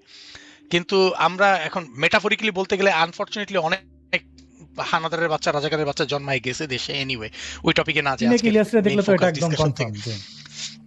শুধু পিনে গেলেন, আপনি হাদিকেও দেখেন, হাদির মতো মাদ্রাসা থেকে আপনি বললেন না মাদ্রাসা শিক্ষা ব্যবস্থা কি, মাদ্রাসা শিক্ষা ব্যবস্থা এসে হাদির মতো রাজনীতিবিদ হবে যারা মায়েদের গোপনাঙ্গ যেদিক দিয়ে নিজের জন্ম হয়েছে সেটাকে ছিঁড়ে ফেলে ফেলতে চায়। এই শব্দটা আমি বলতে যাচ্ছি না, কারণ আমি মানে যাই হোক, যেই দেশে মনে করেন হাদির প্রোফাইল পিকচার ও মানুষজনের প্রোফাইল পিকচার হতে পারে, সেই দেশে আসলে রাজনৈতিক সচেতনতার কথা বলাটা মনে করেন অনেক সময় নিজের মেধা এবং বুদ্ধি শ্রমের অপচয়। যাই হোক, ইরানের বিষয়টা ফেরত আসি, বলে রাখি এক সেকেন্ড, যে যদি এই শব্দ কেউ ব্যবহার না করে, আপনারা যদি এরকম উদাহরণ দিতে চান তাহলে হাদি মাদি ছিঁড়ে ফেলবে এরকম বলতে পারেন, এটা অনেক। হ্যাঁ, আমি ওইভাবেই বলি হাদি, মানে আসলে ওইটাকে মানে আমি কোনো শব্দ দিয়ে এটাকে, কারণ ওই জিনিসটাকে ও যেভাবে বলছে এটা কিন্তু একটা নিন্দার্থক, ব্যঙ্গাত্মক। ভাই, that's a very important vital organ of a human body. আপনি ট্যাবুর নামে সেই বডিটাকে আপনি নষ্ট, মানে সেই বিষয়টাকে আপনি খারাপ বানায় ফেলতে পারেন না, তাই না? আপনার আমার জন্ম সেদিক দিয়ে, পৃথিবীতে এমন কোনো মানুষ নাই যে যার জন্মের মিডিয়াম মানে একটা ফিমেল জেনেটেলিয়া না। সো ফালতু কথা বলে লাভ নাই। সো হাদিমাদি বলাটাও ডিসরেসপেক্ট করা, মানে বিষয়টা ওইটার নাম হাদিমাদি বললে ওই শব্দের চেয়ে অপমান, বুঝছেন আমার কথাটা? ওই শব্দের চেয়ে অপমান। এনিওয়ে, ইরানের বিষয়টা ফেরত আসি। তো ইরান যেটা করতেছে অ্যাসিমেট্রিক ওয়ারফেয়ার করতেছে, এবং সে যেটা এটার কারণে কেন আপনি দেখেন এই যুদ্ধে সেকেন্ড হাইয়েস্ট ক্যাজুয়ালিটি লেবাননে কেন ভাই? কারণ ইরান আলটিমেটলি তাদের প্রক্সিগুলোকে এঙ্গেজ করছে ইয়েমেনে। Iran is now engaging their Houthis in Yemen, তারা হিজবুল্লাহকে লেবাননে করেছে। এইটার কারণে কিন্তু লেবানন একদম মানে ইসরায়েলের ঘাড়ের উপর, তো বর্ডার কান্ট্রি, তো বর্ডারিং কান্ট্রি, তো সো ওই জায়গাতে কিন্তু এতগুলো second highest casualty is in Lebanon. তো ওরা বিভিন্ন জায়গায়, তারপর স্লিপার সেল, আত্মঘাতী, আপনি আজ পর্যন্ত শুনছেন ইসরায়েল বা আমেরিকা এত খারাপ কোথাও গিয়ে আত্মঘাতী বোমা হামলা করছে? কারণ this is not a warfare, this is literally call জঙ্গিবাদ। এবং ইরান কিন্তু এই জিনিসটা করে, এবং এটাতে আসলে থিওক্রেটিক্যাল সিস্টেম আপনি এটা করাইতে পারেনও, কারণ আলটিমেটলি আপনার তো এখানে মরে গিয়ে আপনি ৭২-এর কোলে চলে যাবেন, ৭২ হুরের কাছে চলে যাবেন, এবং আপনি যদি সমকামী হন সমস্যা না, ওই পার্টটা কেউ বলেন, আপনি গেলমান পাবেন, আপনি গিয়ে কচি কচি বাচ্চা কাচ্চাদের সাথে জান্নাত পাবেন, আপনার এগুলো সেগুলো হবে। যাই হোক, ডিসগাস্টিং জিনিসগুলো ডিটেলে আসে যাওয়া অবজেক্টিভিটি হারায় আলোচনা। এনিওয়ে, বাট মানে বাচ্চা ছাড়া পেডোফাইল, আপনি গেলমান কি, গেলমান কি বাচ্চা? হ্যাঁ, তো বাচ্চা ছেলে, তো এরা অ্যাবস্টিন কে নিয়ে চিন্তিত, তাদের নবী ইউনুস অ্যাবস্টিনের খদ্দের। মানে আচ্ছা, ওদিকে না যাই। যাই হোক, হ্যাঁ এক্স্যাক্টলি, আমরা আমাদের আলোচনার অবজেক্টিভিটি থাকুক। এখানে যে মানে আপনি ইরানের কথা বলছিলেন আকামগুলো, এবং এটাও বললেন যে আমেরিকার যে প্রযুক্তি, তারা রেডার, এই যে এলিতে দেখতে পারেন যে এই টেলিতে যে এরা মানে জাস্ট ব্লাইন্ড করে দিচ্ছে তাদের রেডার, হ্যাঁ, এবং তাদের বিমান যখন তখন ভেনেজুয়েলায় দেখেছেন যে কিভাবে তারা গিয়ে ধরে আনে বা যেভাবে না, আমি এই প্রধান জন্যটাই নেতাকে মেরে ফেলেছে। বলতেছি যে আলটিমেটলি দেখেন ইরান যে ওয়ারফেয়ার, কারণ এখানে আপনাকে বুঝতে হবে ইরানের যে অ্যামুনিশন আর্মামেন্টস সেগুলো কিন্তু Chinese and Russian ammunition and armaments, এবং আলটিমেটলি আপনাকে জিও পলিটিক্সটা বুঝতে হবে। ইরান এরকম পাগলা যুদ্ধ চালায় যাক, যেটাতে ইরান আসলে দিন শেষে এই যুদ্ধে কিন্তু ইরানের মানে জয়ী হওয়ার কিছু নাই। ইরানের জেদ ছিল সেটাই, ইরান কিন্তু এখানে জয়ী হয়ে কিছু, ইরান কিন্তু জয়ী হওয়ার জন্য যুদ্ধ করতেছেও না। সে তার নেগেটিভকে, আমরা আমার নেগেটিভের জন্য আল্লাহর রাস্তায় শেষ মুহূর্ত হক লড়ে গেছি, এই কথাটাই শুধু তাদের অ্যাচিভমেন্ট। আলটিমেটলি একটা যুদ্ধের অ্যাচিভমেন্ট কি, আমার নাগরিকরা সেফ থাকবে, ওর নাগরিক ওর হাতে এর চেয়ে বেশি আনসেফ। যুদ্ধে মারা গেছে মনে করেন 1500, তার কাছে মারা গেছে মনে করেন সরকারি হিসাব অনুযায়ী 3000, 30,000 হিসাব বাদই দিলাম, ঠিক আছে? তো আলটিমেটলি ওর দেশের সিটিজেন ওর কাছেই সেফ না। তো যাই বলতেছিলাম, যেটাতে মানে আলোচনা মিলিটারিলি যদি আমরা দেখি, ইরান যেটা করবে এখন অবজেক্ট মানে আলটিমেটলি এই যে আনাম ড্রোন অ্যাটাক করতেছে, আপনি খুব ভালো করে জানেন একটা দুইটা ড্রোন মেরে আপনি ওই যুদ্ধে জয়ী হবেন না। আপনি আলটিমেটলি স্ট্রেইট অফ হরমুজে আপনি ইচ্ছা করে প্রবলেম ক্রিয়েট করতেছেন যেন you can drag everyone into this war. আপনি যুদ্ধ করে জিততেছেন না, আপনি সবাইকে মনে করেন এমন ভাবে জিনিসটাতে জড়াচ্ছেন যেন মানুষজন বিরক্ত হয়ে বুঝবে যে ইরান তো he is an asshole, so okay তো থামানো যাবে না, আমেরিকা প্লিজ তুমি থামো, মানে এরকম ভাবে যেন বলেও মানে আমেরিকাকে থামানো হয়।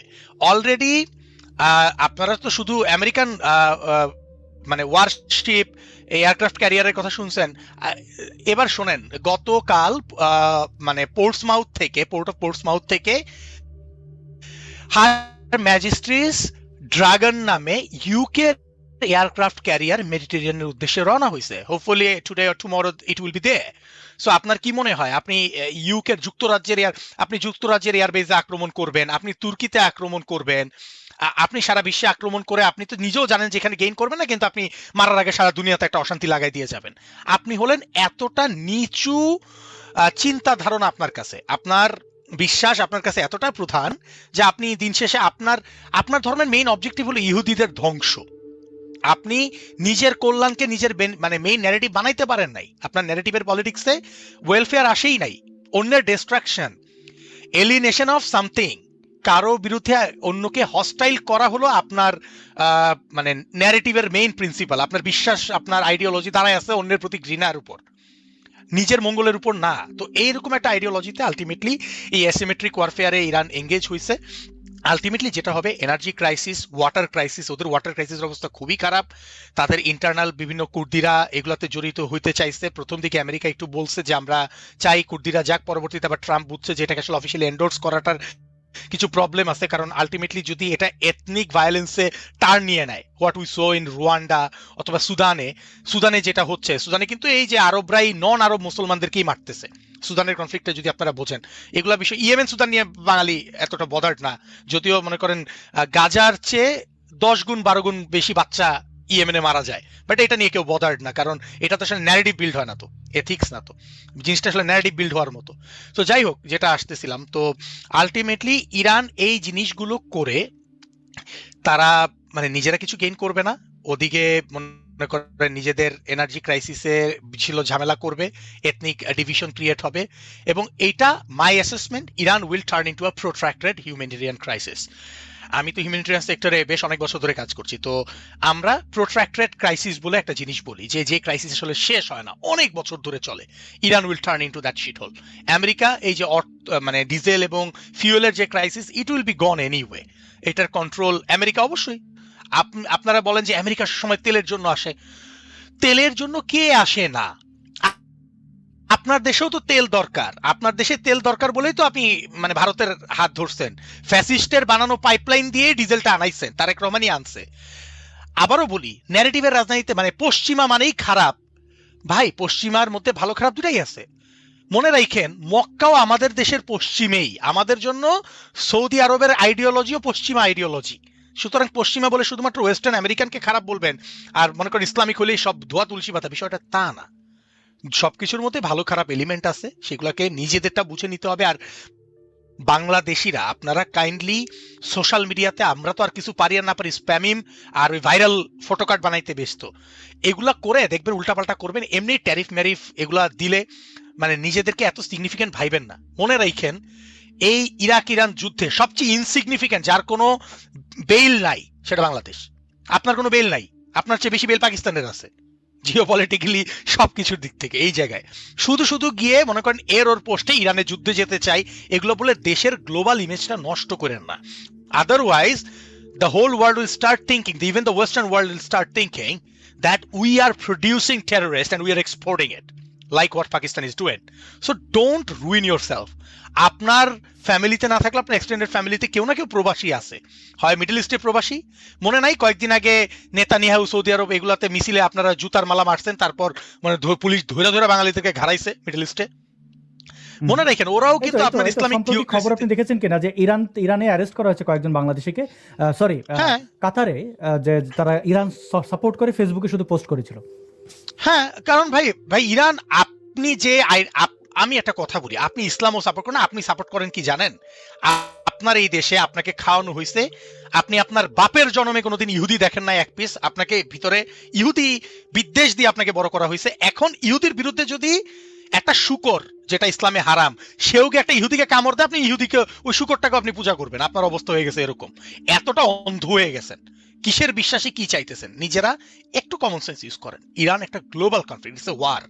অলরেডি পাকিস্তান আফগানিস্তান ফ্রন্টে ওয়ার চলতেছে। Ukraine Russia has turned into a protracted crisis. We can't afford any more world into this present world. কালকে আপনার বাঙালির 2 দিন পর পর লেবুর দাম বেড়ে যায়, এমনি আমাদের নিজস্ব সিন্ডিকেটের কারণে উই আর সো মাচ মানে বচটা। আপনি যদি এখন চান দেশে আরো যুদ্ধ লাগুক, ওই যে ঘন্টার পর ঘন্টা লাগে 2 লিটার পেট্রোল ডিজেল পাবেন, এইগুলা আমাদের জন্য ভালো না। মনে রাখেন, আমাদের ওপিনিয়ন তাদের জন্য ম্যাটার করে না। আপনাদেরকে কে কে কি বুঝাইছে 7 সিস্টার নিয়ে ফেলবেন, আমেরিকাকে লাল চোখ দেখাবেন, please. NCP, Jamaat, Hadi, whatever they don't know a shit about running country, they don't know shit about politics. তারা 1.5 বছরে ইউনুস জানতো, কিন্তু ও ছিল শয়তান, ও চাইছিল এরা এসে দেশটাকে অ্যানার্কিক করে দিয়ে যাক। সে জানে না বলা যায় না, সে জানতো, এবং সে এই জন্যই বাচ্চা কাচ্চা, নাহলে আসিফ মাহমুদ সজীব ভুইয়ার মতো একটা মানে তাকে আপনার এলাকাবাসী মানে ভোট দিয়ে কাউন্সিলর বানাবে না, তাকে এলজিএডি উপদেষ্টা বানানো হয়েছে, তাই না? দেশের ক্রিকেট টিমের 14 দিয়ে চলে গেছে বিসিসিবিতে, মানে যে পরিমাণ করাপশন সে করছে, তাই এরা সব চলে যাবে, ট্রাস্ট মি। এরা কেউ দেশে থাকবে না, এরা মনে করেন যাবে এবং ওইসব দেশে গিয়ে ওরা আশ্রয় নিবে।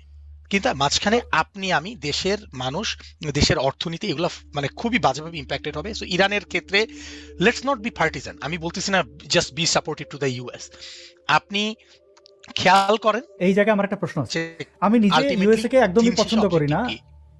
জি আশফাকুর রহমান ভাই, আমি খুব দুঃখিত, এখানে আমার একটা ছোট্ট বক্তব্য আছে যে ইউএসএ কে আমি পছন্দ করি না, কিন্তু কিভাবে আমি মানে এটা দেখে শুনে, মানে এটা দেখে চুপ থাকবো যে ইরানের মতো জঙ্গি দেশ যে প্রক্সি ওয়ার করাচ্ছে তার আশেপাশে সকল, এমনকি যে মক্কা দখল করে ফেলে, মানে মক্কা দখল মানে হচ্ছে মুসলমান মারামারি করে, আবার সেই হাসান হুসাইন, আবার সেই সুন্নি মোহাম্মদের আমলে যে মারামারি হয়েছে মুসলমানদের নবী, সেরকম রক্তক্ষয়ী সংঘর্ষ দেখতে চায় না। তো তাদের কাছে যদি নিউক্লিয়ার ওয়েপন তারা তৈরি করে, তাহলে তো এরা যে কোনো বোমা মারবে। ইউএসএ চাইলে তাদের যে নৌবহরগুলো আছে এগুলো তো নিউক্লিয়ার পাওয়ার, এবং তাদের কাছে সেই মিসাইল টিসাইল সবই ওটার মধ্যে রিজার্ভ আছে।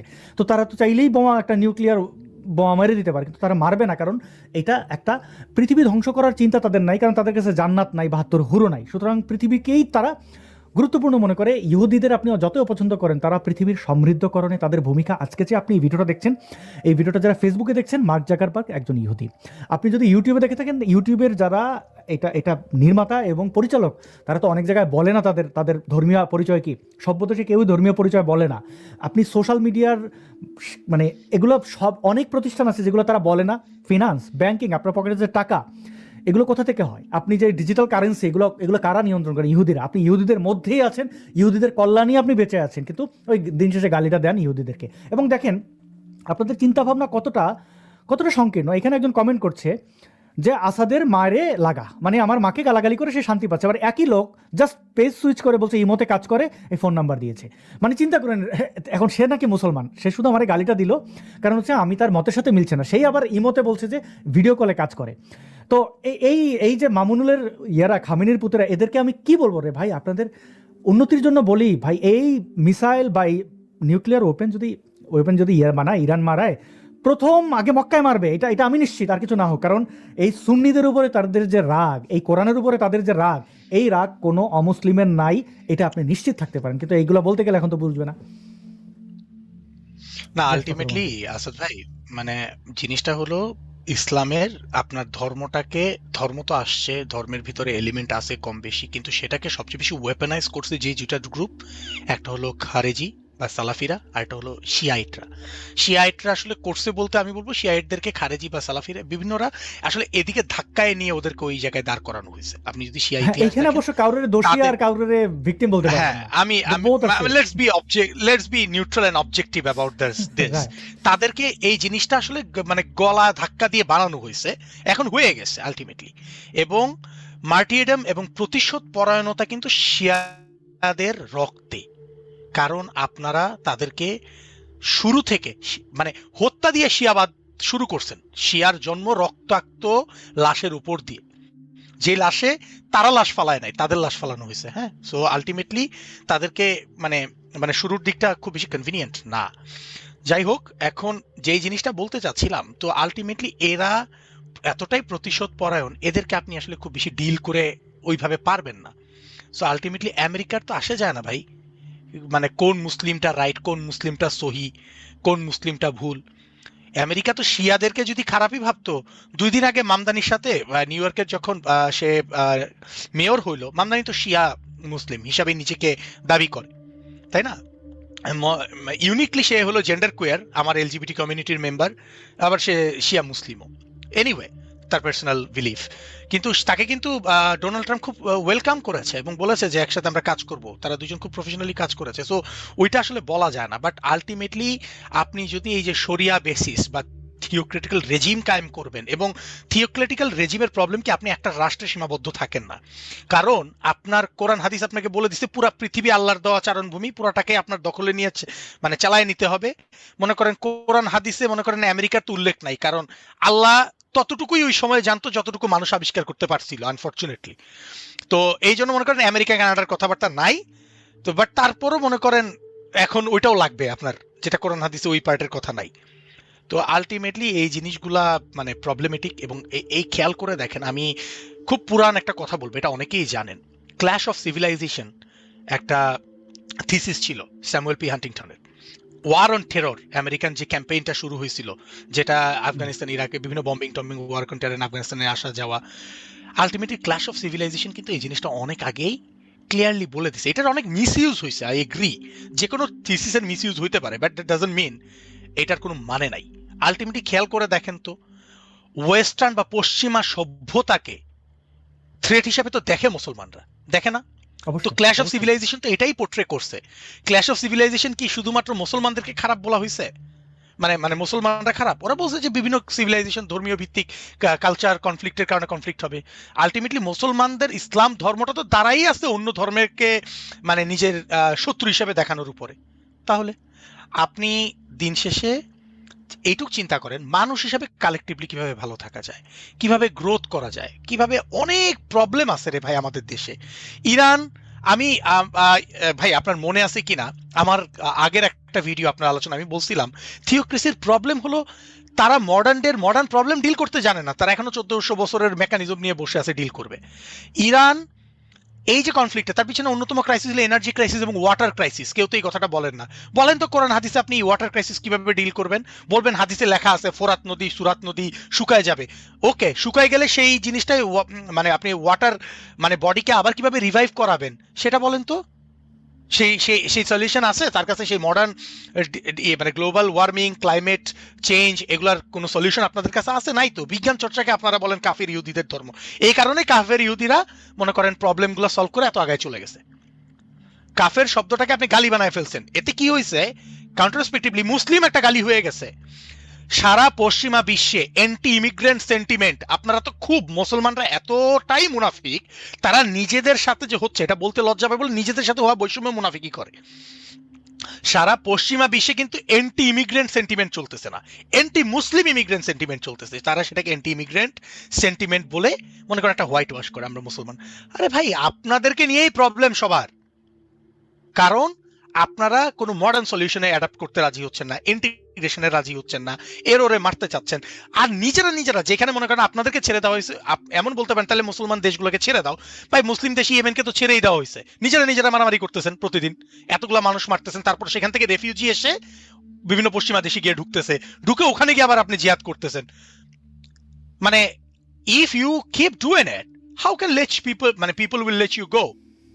Very basic. আপনি আমার ঘরের ভিতরে থ্রেট নিয়ে আসতেছেন। ইরান আলটিমেটলি আপনি দেখবেন লাস্ট এই যুদ্ধটা শুরু হওয়ার পরে বিভিন্ন পশ্চিমা দেশে প্রায় মোর দেন 100 ইরানিয়ানস ওয়ার অ্যারেস্টেড। কেন?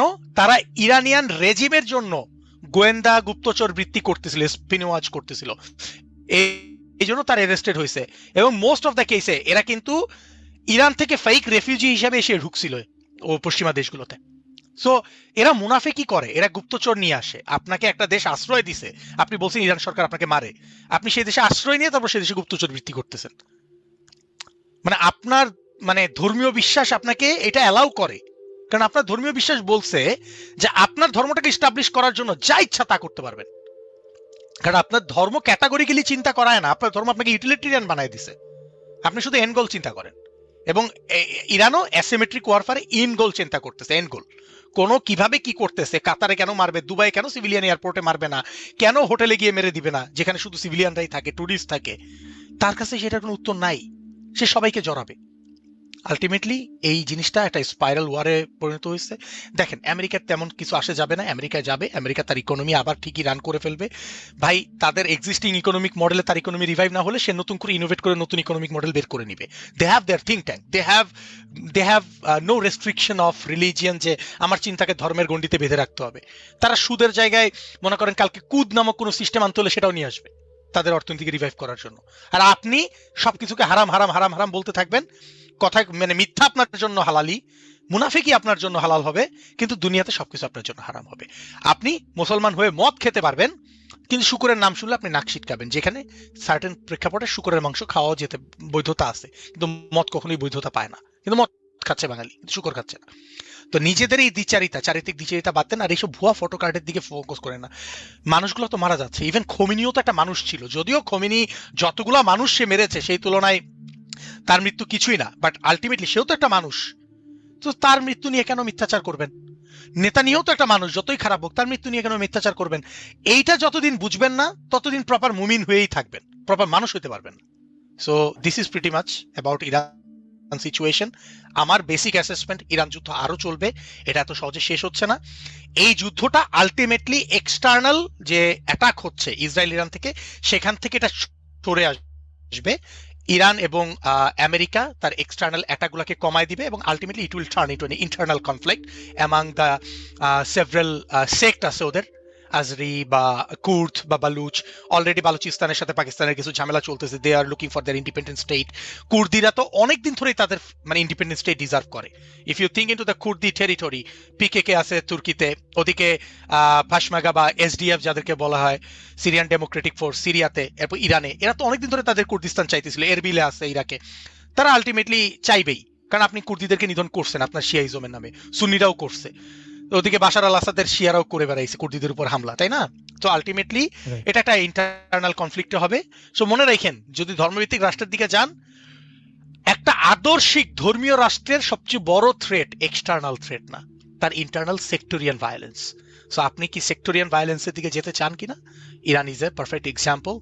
I'm a little bit happy about the last election, though I'm not a very fanboy of Tarek Rahman, but again যে একটা ইসলামিস্ট গভর্নমেন্ট আসে নাই, বাট আমি যেটা দেখতেছি ইসলামিস্টরা খুব হাইলি এফোর্ট দিচ্ছে দেশটাকে ইনস্টেবিলাইজ করতে, বিভিন্ন ইস্যু এজেন্ডা বের করতে, গায়ে পাড়া দিয়ে বলে না, পায়ে পাড়া দিয়ে ঝগড়া করতে, পায়ে পাড়া দিয়ে গায়ে পাড়া দিয়ে ঝগড়া করতে, যদিও জুইত করে উঠতে পারতেছে না বিভিন্ন কারণে। I hope things will be fine. তো আর প্লিজ ইরান যুদ্ধে আপনি যায়েন না, ইরান আপনাকে নিবে না যুদ্ধে। ইরান আপনাকে, ট্রাস্ট মি, আপনাকে ইরানও নিবে না, ইসরায়েলও নিবে না, আমেরিকাও নিবে না, আপনাকে কেউ যুদ্ধে নিবে না। কালকে যদি যুদ্ধ লাগে পাকিস্তানও আপনাকে যুদ্ধে নিবে না। আর আপনাদের যে অবস্থা, বাংলাদেশে যুদ্ধে লাগলে আপনারা বাংলাদেশের যুদ্ধে গিয়ে বাংলাদেশকে খুব বেশি সাপোর্ট দিতে পারবেন না। সো এইসব কথাবার্তা প্লিজ ইয়ে করেন না, এগুলা করে আপনার গ্লোবালি বাংলাদেশের economy is not that good. আমি বলছিলাম ইরানের তাও একটু তেল আছে, বাংলাদেশের কিচ্ছু নাই। ইরানে যুদ্ধ লাগছে, বাংলাদেশ তেল না পায় মরে যাচ্ছে। আপনি বুঝতেছেন আপনার অবস্থা? আপনি Interesting এতটা কিন্তু। মানে কনফিডেন্টলি, হ্যাঁ, so আপনার কিছু নাই, আপনি মানে জাস্ট মানে come to the reality, know yourself, know thy selves, this is very important. এবং So this is pretty আমাদের much. আরেক জিসাস, এখানে জিসাস কমেন্ট করেছেন, জিসাস নেভাস, তিনি বলেছেন যে অনেকে ইরানকে ভালোবাসে কিন্তু ইরানের ইমিগ্রেশন নেয় না, আমেরিকা যেতে চায়। ইয়েস, সৌদি আরবে তো দেয় না নাকি? হ্যাঁ, এবং আমেরিকায় গিয়ে খিলাফা প্রতিষ্ঠা করতে চায়। না না, আমেরিকায় গিয়ে খিলাফা প্রতিষ্ঠা করতে চায়। তাই ইরান দেয়, ইরান নাগরিকত্ব দেয়। ইরান হলো one of the highest refugee taker in the world, এই- but you have to be mostly a Shiite, সেটা হলো প্রবলেম। Right. আপনাকে শিয়া হইতে হবে। এখানে একটা মজার বিষয় যে বাঙ্গু মোমেনদের খায়েশ দুইটা, একটা হচ্ছে আল্লাহর ঘর মক্কা মদিনা, যে আল্লাহর ঘর রওজা মুবারক জিয়ারত করবে, আর আমেরিকা যে ম্যাম সাহেবদের নাচানাচি দেখবে বিলাতে গিয়ে স্থায়ী। হ্যাঁ, ম্যাডাম ম্যাম সাহেবদের, এটা দেখেন- হুমায়ুন আহমেদের নাটকের, এটা ইজ হ্যাঁ, সো নাটকের- মাচ নাটকের dialogue, yes. Reflecting our society. Faruk ভাই বলছিলেন যে আমাদের সোসাইটি খুব ভালো রিফ্লেক্ট করে। হ্যাঁ, দেখেন, এই এই এই এই গোষ্ঠীটা কয়দিন আগে ভারতের বিদ্বেষ দেখাইলো। আজকে ভারত থেকে তেল আমদানি করার জন্য হাতে পায়ে ধরছে, শস্য আমদানির জন্য। ভারত ট্রান্সশিপমেন্ট চুক্তি বাতিল করায় আমাদের অবস্থা খারাপ। ভারতকে কি গোলামির চুক্তি করেছে এই পুরো ইউনুস গ্যাং? 1.5 বছর ক্ষমতা থেকে একটা চুক্তি রিভিল করতে পারে নাই। তারেক জিয়া আছে, পারবে না, কেউই পারবে না, কারণ এরকম চুক্তি হয় নাই। আবার দেখেন, ভারতের উপর বিদ্বেষ দেখে ক্রিকেট খেললো না। ক্রিকেটে তাদের বড় আব্বা পাকিস্তান বলল যে পুত আমরা আসি তোদের সাথে, আমরাও খেলবো না। পাকিস্তান গেল, টি-20 খেললো, গোহারা হারলো, বিদায় নিল, ভারত কিন্তু চ্যাম্পিয়ন হইল। তো এইগুলো যে নিজের পায়ে নিজে কুড়াল মারা, এগুলো করে এবং তাদের এই হিতাহিত জ্ঞানটা নাই। আমি একটু দর্শকদের কমেন্ট পড়ে শেষের দিকে একদম 2-1টা শেষ কথা শুনবো আশফাকুর রহমান ভাইয়ের কাছ থেকে, তারপরে আমরা শোটি শেষ করব। তো অনেকেই বলেছেন আশফাকুর রহমান ভাইয়ের ইউটিউব চ্যানেলটি, আমি আশফাকুর রহমান ভাইয়ের ফেসবুক প্রোফাইলটি এই কমেন্টের মানে এই ইউটিউবের ডেসক্রিপশনে লিঙ্ক দিয়ে রেখেছি। যারা ফেসবুক থেকে দেখছেন তারা একটু কষ্ট করে আমার ইউটিউবে এসে এখান থেকে নেবেন, কারণ ফেসবুকে অনেক লিঙ্ক যায় না, বিশেষ করে নিউজ লিঙ্ক বা অনেক কিছু দেওয়া যায় না। আমি কানাডায় যারা আছেন বুঝবেন যে ফেসবুকে কানাডিয়ান গভর্নমেন্ট আদালত নিষেধ করা আছে যে কোনো ধরনের নিউজ লিঙ্ক শেয়ার করা যায় না। তো অনেক প্রবলেম হয়, আর ফেসবুকটা প্র্যাকটিক্যাল না। তারা লং ভিডিও, যে লাইভ শো দেখছেন, এটা ফেসবুক 1 মাস পরে অটো ডিলিট করে দেয়। সো ইউটিউবটা হচ্ছে যে পারফেক্ট। অনেক সময় রিচে ঝামেলা হয়, যেমন এখন চলছে। আপনাদেরকে বলছিলাম যে একটু বেশি বেশি লাইক কমেন্ট করবেন, ডিসলাইকও করতে পারেন এঙ্গেজমেন্ট বাড়ানোর জন্য। তাতে কি হয়, এই অ্যালগরিদম যে প্রবলেমগুলো করে সেগুলো ঠিক করে ফেলে। র্যান্ডম কমেন্ট পড়ছি, যেটা আমার মাকে নিয়ে এই কথাটি বলছিলেন, তার জন্য শুভকামনা। আপনার মা নিরাপদ থাকুন আপনার, এবং এই যে ধরনের এগুলো, এই কাজগুলো অনৈতিক। আপনি আপনার দেহ বিক্রি কখনো করবেন না, এটা অনুরোধ থাকলো।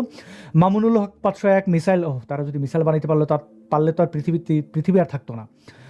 নেতানিয়াহু মারা গেছেন কিনা এটা সোনাবান মানে কাহিনী শোনানোর পরে সকালবেলা সোনাবান বেটানা বেটির মতো প্রশ্ন।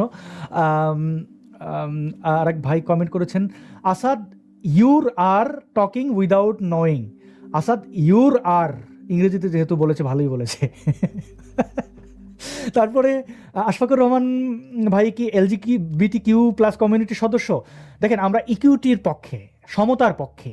আপনাকে আমাকে এই কারোর অধিকার নিয়ে কথা বলতে হইলে আপনাকে গে হইতে হয় না, লেসবিয়ান হইতে হয় না, বাইসেক্সুয়াল হইতে হয় না, ট্রান্সজেন্ডার হইতে হয় না, এমনকি হেটারোসেক্সুয়াল বা স্ট্রেট হয়ে গর্ব করারও কিছু থাকে না।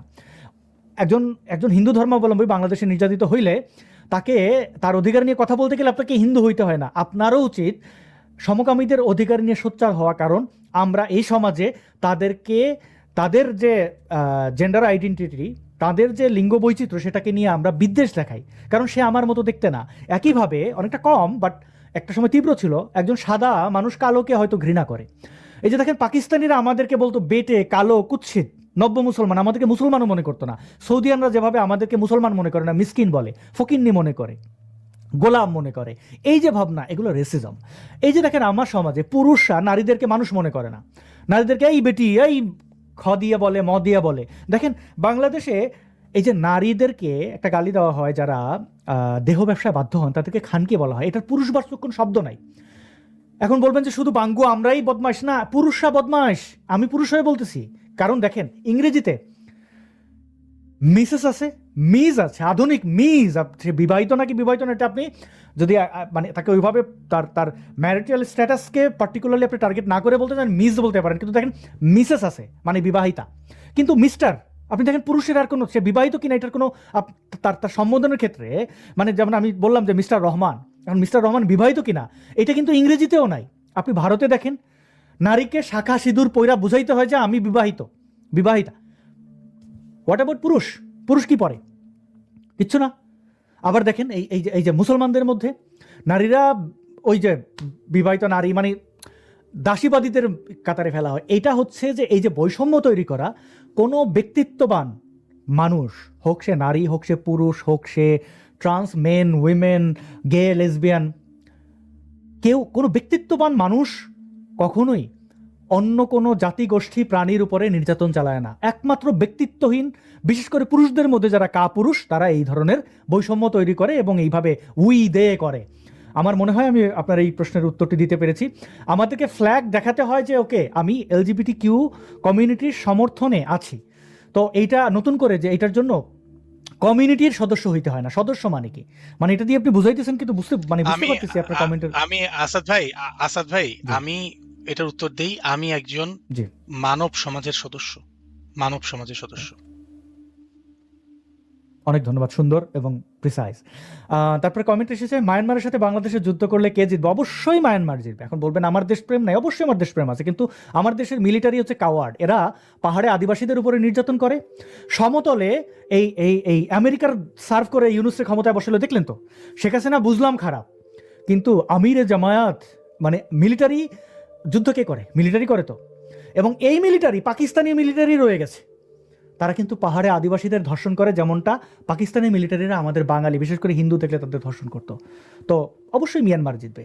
এটা তো কারণ মানে এই যে একটা কথা যে এখানে আরেকজন কমেন্টটা করেছেন,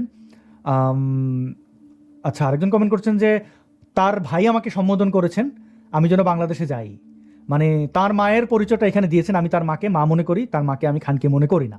তো তারা এইভাবে মানুষের মা বোনদেরকে আচ্ছা রূপক বলছেন যে আজকের অনুষ্ঠানটা প্রাণবন্ত, দুজনের স্মার্ট বাচনভঙ্গি আর নিখুঁত তথ্য অসাধারণ। অনেক ধন্যবাদ। আপনার মাকে নিয়ে অসংযত অসভ্য চিন্তা করা মানেই নিজের মাকে নিয়ে চিন্তা করা, এগুলো মানুষের চেহারায় অমানুষ সব। আসলে এরা মানুষ, কিন্তু এরা মানুষের মধ্যে পার্টিকুলার মানুষ। এরা হয় নিজেকে মুসলমান বলে, হয় নিজেকে মানে এরা আলাদা, মানে অমানুষ বলতে আমরা যে কোনো প্রাণীর মধ্যে এইরকম ভয়ঙ্কর চিত্র আপনারা দেখতে পাবেন না। কোনো প্রাণীর মধ্যে ওসামা বিন লাদেনের মতো কোনো জঙ্গি পেয়েছেন, বোকো হারামের মতো, বা এই যে ইরানের খামিনের মতো কোনো অমানুষ পেয়েছেন যে কিনা তার গোষ্ঠীর, অর্থাৎ কোনো একটা বানর, সে কি তার নারী বানরকে, বা কোনো একটা গরু, একটা বলদ যে কোনো গাভীর পিঠে উঠে ধর্ষণ করেছে দেখেছেন? তারা সম্মতি নেয়। একটা পাখি যে ঠুসঠাস উড়ে যেতে পারে, সে পর্যন্ত পেখম মেলে নাচে, ময়ূর নাচে, নিজেকে প্রেজেন্ট করে, এটারে বলে উত্তম পুরুষ। নারীকে ইমপ্রেস করে যে আমি দেখো আমার পলক এরকম, কি চমৎকার। একটা কুকুর দেখেন কিভাবে একটা মানে নারী কুকুরের চতুর্দিকে ঘোরে, তাকে বিভিন্নভাবে ইমপ্রেস করে। তারা এইভাবে কোনো এদের অমানুষ বললে অমানুষ যারা, না মানুষ যারা, তাদের চারপেয়েরা, এরা অসাধারণ। তো এরপরে আর যে কি আশফাকুর এর জন্মের দোষ আছে, একজন মানুষ সে তার জন্মের সার্টিফিকেট দিয়ে দিচ্ছে, চিন্তা করে, মানে তাদের ওই চিন্তাটাই হচ্ছে ইমানদণ্ড কেন্দ্রিক। তারা মনে করে ইমানদণ্ডটা এইভাবে পেনিট্রেট হইলে এটা সহি। আসাদ ভাই এখন মানে এই কথাগুলো তো আরো শুনি, মানে যদি সঠিক জন্ম তাদেরটা হয় তাহলে আমারটা দোষের মানে ত্রুটিপূর্ণ জন্মই, কারণ আমি অ্যাকচুয়ালি ওদের মতো এরকম সহি সঠিক জন্মের ইয়েতে নাই। তারপর এখন এগুলো বলে তো ভাই, এখন যখন ওরা এসব উল্টা না ওরা যখন বলে আমি কেন মাইন্ড করি না, কারণ আমি এগ্রি করি যে আপনারটা যদি রাইট হয়, সহি হয়, আপনার মা যদি, আপনার মাতে জেলাম না, আপনার পারিবারিক আপব্রিঙ্গিং যদি পারফেক্ট হয়, তাহলে আমি অ্যাকচুয়ালি খুব খারাপ আপব্রিঙ্গিং এ বড় হয়েছি, কারণ at least my one is very different than yours. এখন এই ধরনের প্রশ্ন তুলে দেখেন তারা কি চায়। তাদেরকে যদি এমন প্রশ্ন করি, ভাই আপনাদের যে ব্যাখ্যা জন্মের ঠিক নাই মানে হচ্ছে যে একদম সহি বিবাহের মাধ্যমে সমাজ স্বীকৃত পিতার জননাঙ্গ তার সার্টিফাইড মায়ের সাথে মিলন বৈধ পথে না ঘটলে সেটা হচ্ছে যে বেজন্মা। তাহলে হোয়াট অ্যাবাউট ঈসা? না প্রথম আমি তো এই ন্যারেটিভ না এই ঈসা, হোয়াটস রং উইথ ঈসা? আমি আবারও বলি তাদের ভিতরে দ্বিচারিতা আছে, কিন্তু এই পুরো আইডিওলজিতে আপনাকে একটা জিনিস ধরে রাখতে হবে, এই পুরো ন্যারেটিভটা দাঁড় করানো হয়েছে একটা পুরুষতান্ত্রিক অর্থনৈতিক পুঁজিবাদী অর্থনৈতিক ব্যবস্থাকে ফ্যাসিলিটেট করার জন্য। যে একটা নারী এক লোকের সাথেই লয়াল থাকবে, একটা ঘরই করবে, এবং এর বাইরে গেলে নাউজুবিল্লাহ হয়ে যাবে, বিয়ে ছাড়া আর কোনোভাবে তারা এক হইতে পারবে না, কারণ সেই ক্ষেত্রে আপব্রিঙ্গিং এর প্রিন্সিপাল কি হবে। এটা ওই জিনিসের উপর দাঁড়ানো একটা চিন্তাশীলতা। দুইটা মানুষ যদি তার কনসেন্টের উপর ভিত্তি করে একসাথে ইন্টিমেট হতে চায়, হবে। এটাকে আপনি বৈধতা দেয়ার কে? আপনার বৈধতা না পাইলেও তার কি আসে যায়? আমি আমার মায়ের জারদ সন্তান ধরে নিলাম, trust me, if you call me a bastard, I don't mind, because that doesn't make any sense for me, because আমি যদি বাস্টার্ড নাও হই, আমার লাইফ যেমন ছিল তেমন থাকবে, আমি আমার কর্ম করেই খাবো, আমি আমার লাইফ আমার মতো লিড করব।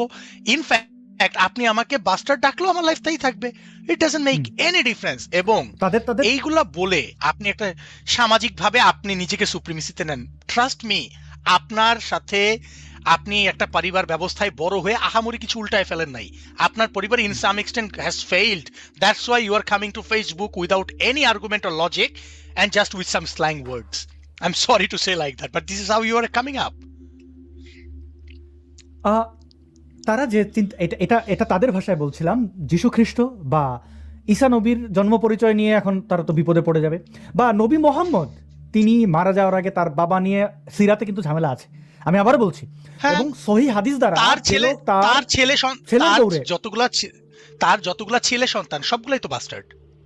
একটা তো তার বিবাহিত বোর ওর সাথে তার কোন গর্ভে কোনো ছেলে সন্তান নাই তো, তার তো দাসীর গর্ভে, তো দাসীর গর্ভে যে ছেলেটা সেটাকেই তো বাস্টার্ড বলে, তাই না? বিয়ে ছাড়া তো আলটিমেটলি যারা তারাও। এবং অনেকে বলে যে নবী মারা যাওয়ার মানে এটা তার বাবা মোতালেব বা তার দাদা নিয়ে সন্দেহ করা হয়, এগুলো আছে কথা, আমি সেদিকে যাচ্ছি না।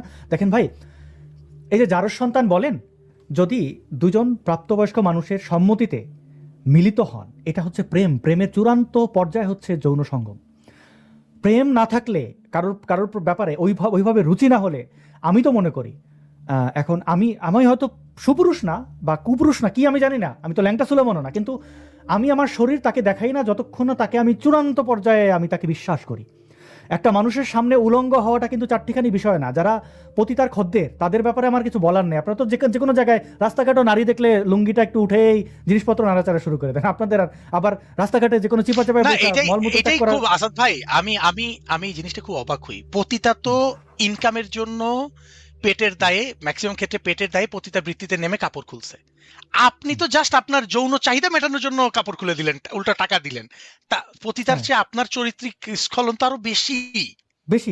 তো ওই জিনিসটা বোঝাচ্ছি না ভাই, একটা মানুষ যখন প্রেম ভালোবেসে কেউ কারোর সাথে শরীর শেয়ার করে, এটা চূড়ান্ত বিশ্বাস, আস্থা, রুচি ছাড়া এটা হয় না।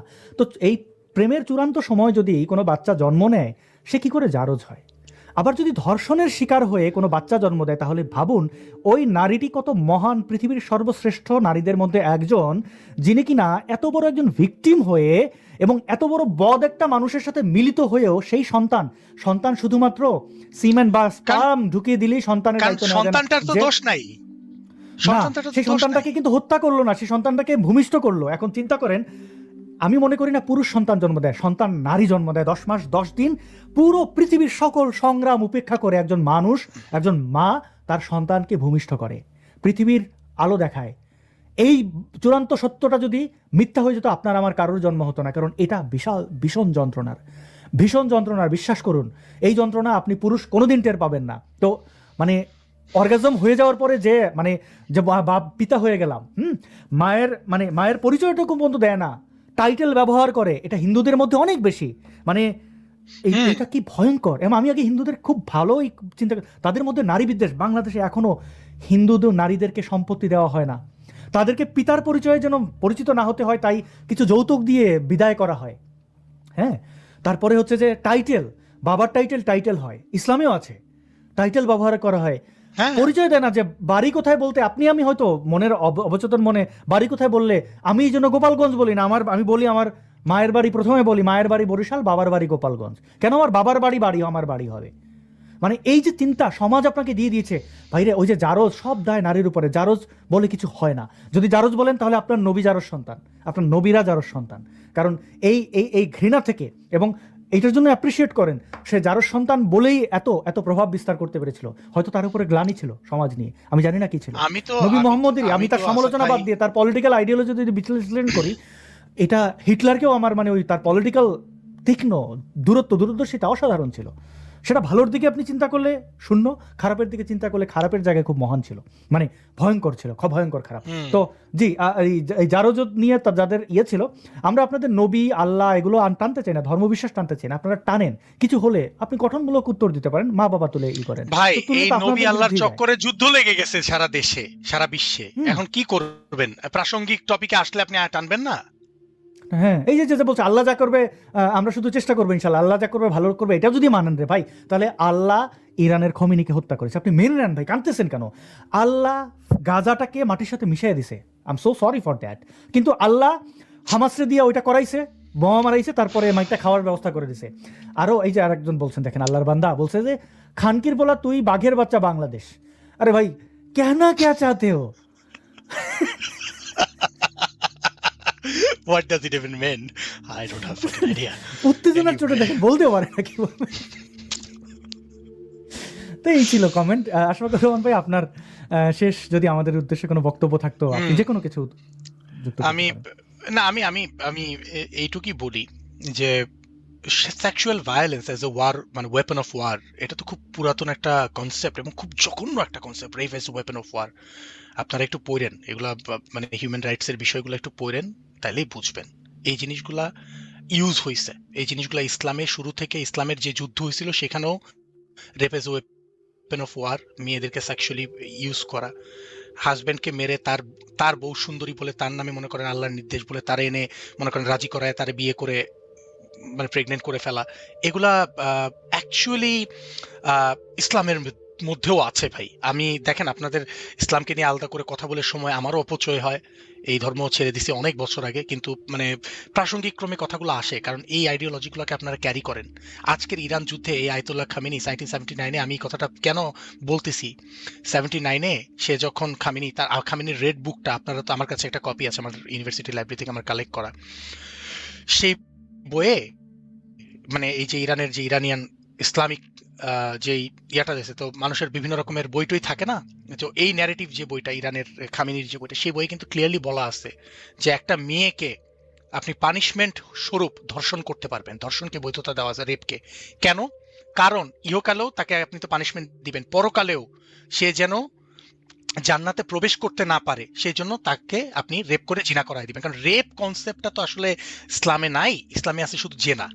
তো বিয়ে ছাড়া সেক্স করাই দিবেন, দিয়ে আপনাকে সিস্টেম করে দেওয়া হবে যেন সেই মেয়ের জান্নাতে প্রবেশ করতে না পারে। কতটুকু সিক এবং স্যাডিস্ট আইডিওলজি এই জিনিসটা ক্যারি করে এই থিওক্রিটিক্যাল রেজিম। তো এইটার বিরুদ্ধে আসলে মানুষ যাবেই। আপনারা তথ্যভিত্তিক চিন্তাশীল হন, আমি আবারও বলবো তথ্যভিত্তিক হন, চিন্তাশীল হন, বিষয়গুলোতে কারো কথা শুনে দৌড় মাইরেন না, কারো কথা শুনে লাভ মেরেন না।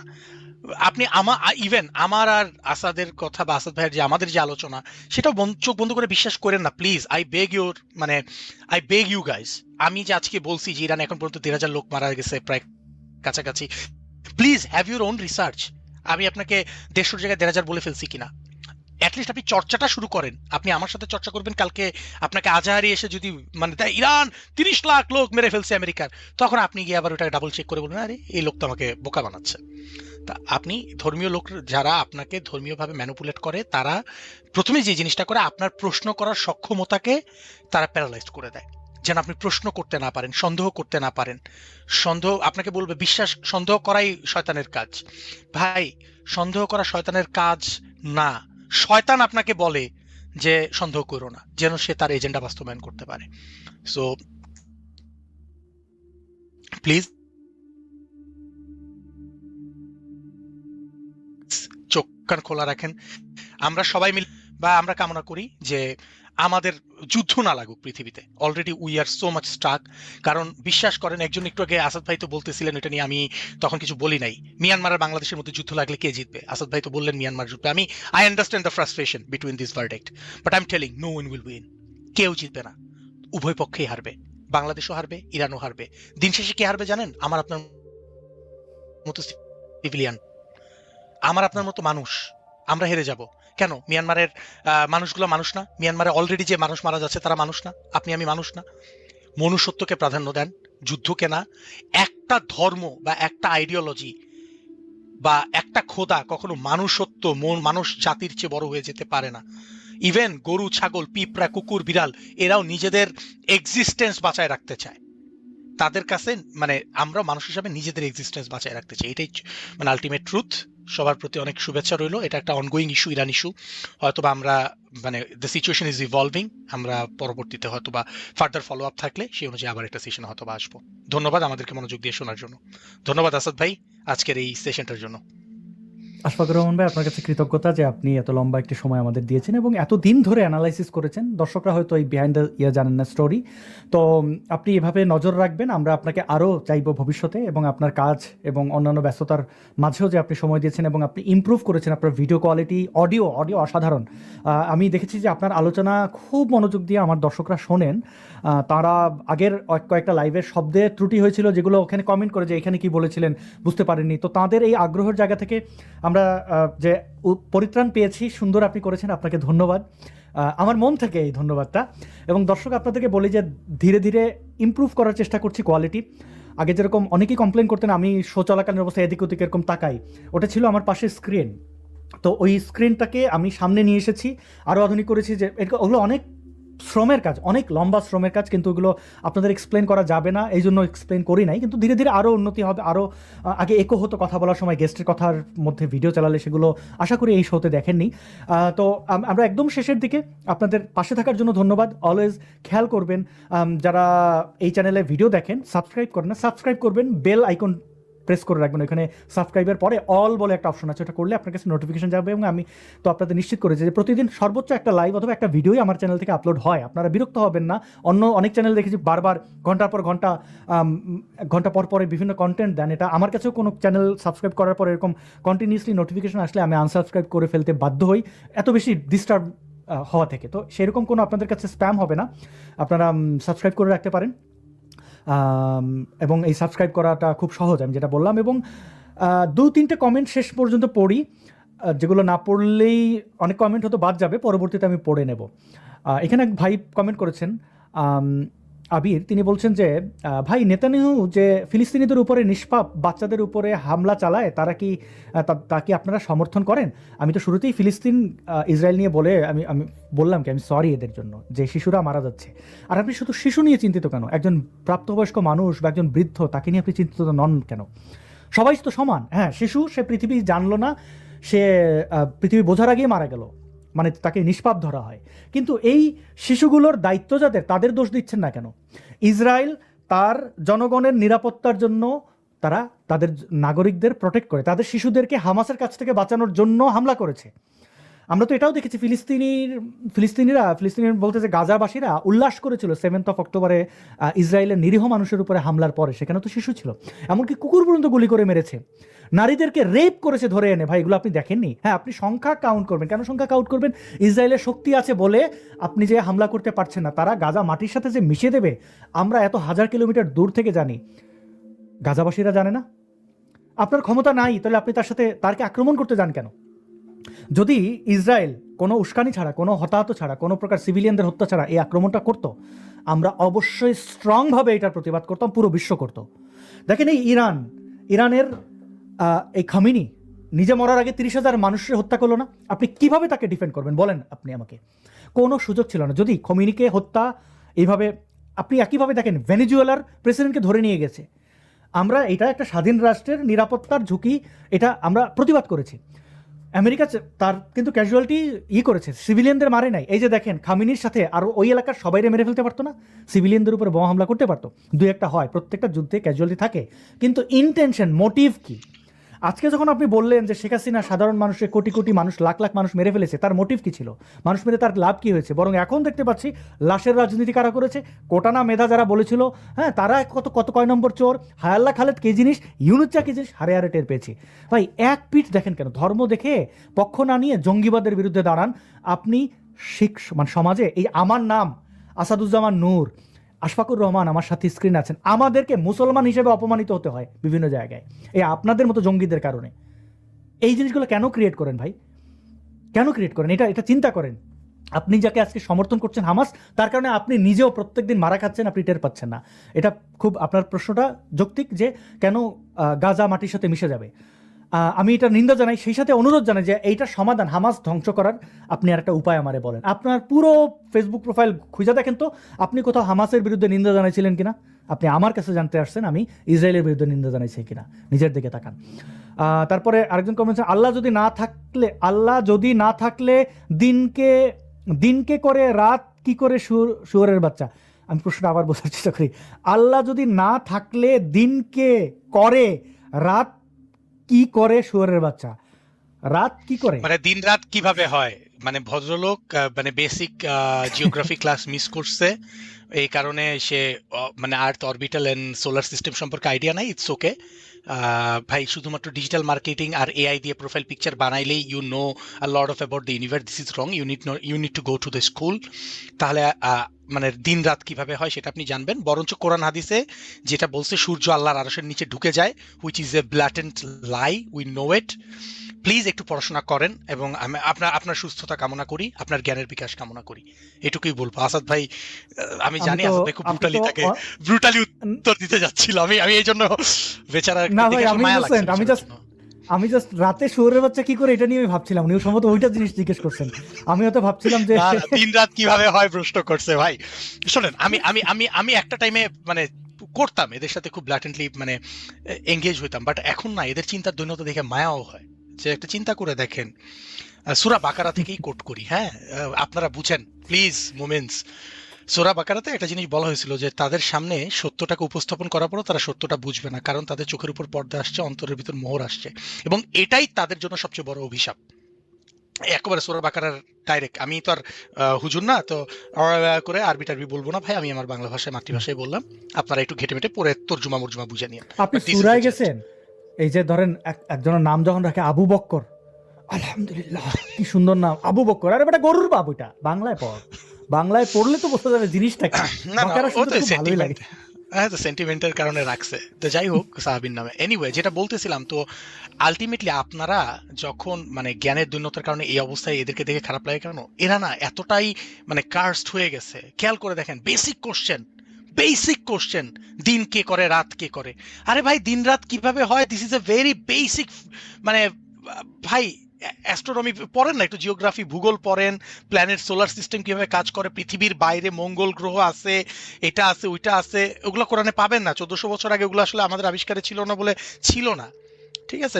যারা এগুলা নিয়ে কাজ করছেন, ইভেন মুসলিম অ্যাস্ট্রোলজি যারা পরবর্তী কাজ করছেন, তাদেরকে আপনারা কাফের মুনাফিক ডাকছেন। এই যে এখন যে ইবনে সিনা, আলকেমি, এদেরকে নিয়ে খুব পোস্টার বই বানান, তাদের টাইমে তাদেরকে কিন্তু কাফের মুনাফিকই ডাকছেন আপনারা।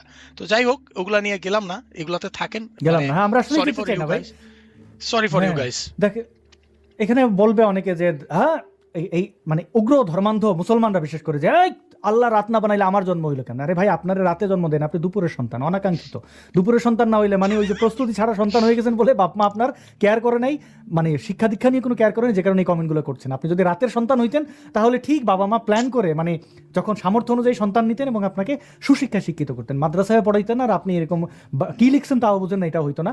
আরেকজন কমেন্ট করেছেন, চুল বেশ লম্বা হয়েছে আসাদ ভাই, হ্যাট আর না পড়লে চলবে। আমি হ্যাট চুল ঢাকার জন্য পরি না, কারণ আমার চুল ছোট থাকা অবস্থায় আমি কিন্তু ক্যাপ ছাড়াও লাইভ করেছি, আমার ক্যাপ ভালো লাগছে, আমি আগে এটা অনুধাবন করি নাই, কখনো পরেও দেখি নাই, কখনো দাঁড়িয়েও ছোট করি নাই। New fashion statement. হ্যাঁ, এখন ভালোই লাগছে, খুবই ভালো লাগে। এমনকি চুল আমি আর বড় করবো না, আমার মনে হয় না, করলেও আমি ক্যাপই পরবো প্রায় সময়, ক্যাপ সহ ক্যাপ ছাড়া অনেক ভিডিও করেছি। যেমন এই ভিডিওটি, আপনারা অনেকেই এই ভিডিওটি মানে অনেক ভিডিও ইদানিং কেন যেন এগুলো বিয়ে চলে যাচ্ছে, তো এই ভিডিওটি আপনারা দেখে নিতে পারেন, ডেসক্রিপশনে একটি লিঙ্ক দেওয়া রয়েছে। এটা আওয়ামী লীগের চোরটাদের নিয়ে করেছি, মানে তারা কিভাবে এসে কান্নাকাটি করে সিম্প্যাথি নেওয়ার চেষ্টা করে, আপনারা এই ভিডিওটি দেখতে পারেন, লিঙ্ক দেওয়া রয়েছে। অনুরোধ থাকবে, এই ভিডিওগুলোর ইদানিং ভিউ কম হচ্ছে, এটা অ্যালগরিদমের কারণে। সেখানে আমি অনেক সত্য কথা তুলে ধরেছি, যেগুলো অন্য কোথাও তুলে এইভাবে তথ্য প্রমাণের ভিত্তিতে তুলে ধরা সম্ভব হয় না, তো আপনারা এটা দেখতে পারেন। আশফাকুর রহমান ভাই, আপনার কাছ থেকে বিদায় নিয়ে, দর্শকদের কাছ থেকে বিদায় নিয়ে যেতে, শেষ তো করতেই হবে, যেতে তো হতে হবেই, তো শেষ করি। অনেক লম্বা সময় ধরে দর্শকরা আমাদের দেখছিলেন, প্রায় 4 থেকে 5 হাজার মানুষ একটা আমাদের দেখছিলেন, সবার কাছে কৃতজ্ঞতা, ভালোবাসা। লাইভটি শেয়ার করবেন, কমেন্ট করবেন, মতামত জানাবেন, সেই অনুরোধ রইল। আশফাকুর রহমান ভাই, যদি 1-2 কথা আমাদের কাছ থেকে বিদায় নিতেন। হ্যাঁ, সবাইকে ধন্যবাদ আজকে মনোযোগ দিয়ে শোনার জন্য। আবারও বলতেছি, নিজের ন্যূনতম বুদ্ধিকে আমরা কাজে লাগাই এবং একটা সার্বজনীন মানব মানে সমাজ আমরা তৈরি করে তুলি। মানে আমার পরিচয় মানুষ, এটাই সবচেয়ে বেশি। আমার ধর্ম, বর্ণ, গোত্র এগুলো যদি প্রাধান্য পায়, আমাদের মধ্যে বিভেদ তৈরি হবে। কারো ধর্ম, বর্ণ, গোত্র কোনোটাই বেস্ট না, আমরা সবাই সমান, এটাকে আমরা বিশ্বাস করি এবং সবাই মিলে একটা শান্তিপূর্ণ পৃথিবী গড়ে তুলি। সবার প্রতি অনেক শুভেচ্ছা এবং ভালোবাসা রইল। জি, প্রিয় দর্শক, আপনাদের কমেন্টগুলো জন্য ধন্যবাদ। ভালো থাকবেন, আবার দেখা হবে। আগামীকাল দেখা হচ্ছে সাইফুল আমিন ভাইয়ের সাথে। আপনারা জানেন যে জানা অজানা একটি শো করি, আগামীকাল শেখ ফরিদ ভাইয়ের সাথে, অর্থাৎ বৃহস্পতিবার দেশ ও দশের কথা আপনাদের সাথে দেখা হবে। এবং পরশুদিন আগামীকাল বাংলাদেশের রাজনীতিতে যেহেতু প্রথম পার্লামেন্ট তারেক জিয়ার নেতৃত্বে, প্রধানমন্ত্রীর নেতৃত্বে, সেটা একটা কালকে 12 তারিখ, কালকে রাতে আমরা মোটামুটি নিশ্চিত হব কী হয়েছে সেটা নিয়ে শেখ ফরিদ ভাই এবং সাইফুল আমিন ভাই দুজনের সাথেই বিশ্লেষণে থাকবো। আপনারাও থাকবেন সে আশা করছি। অনেক ভালোবাসা।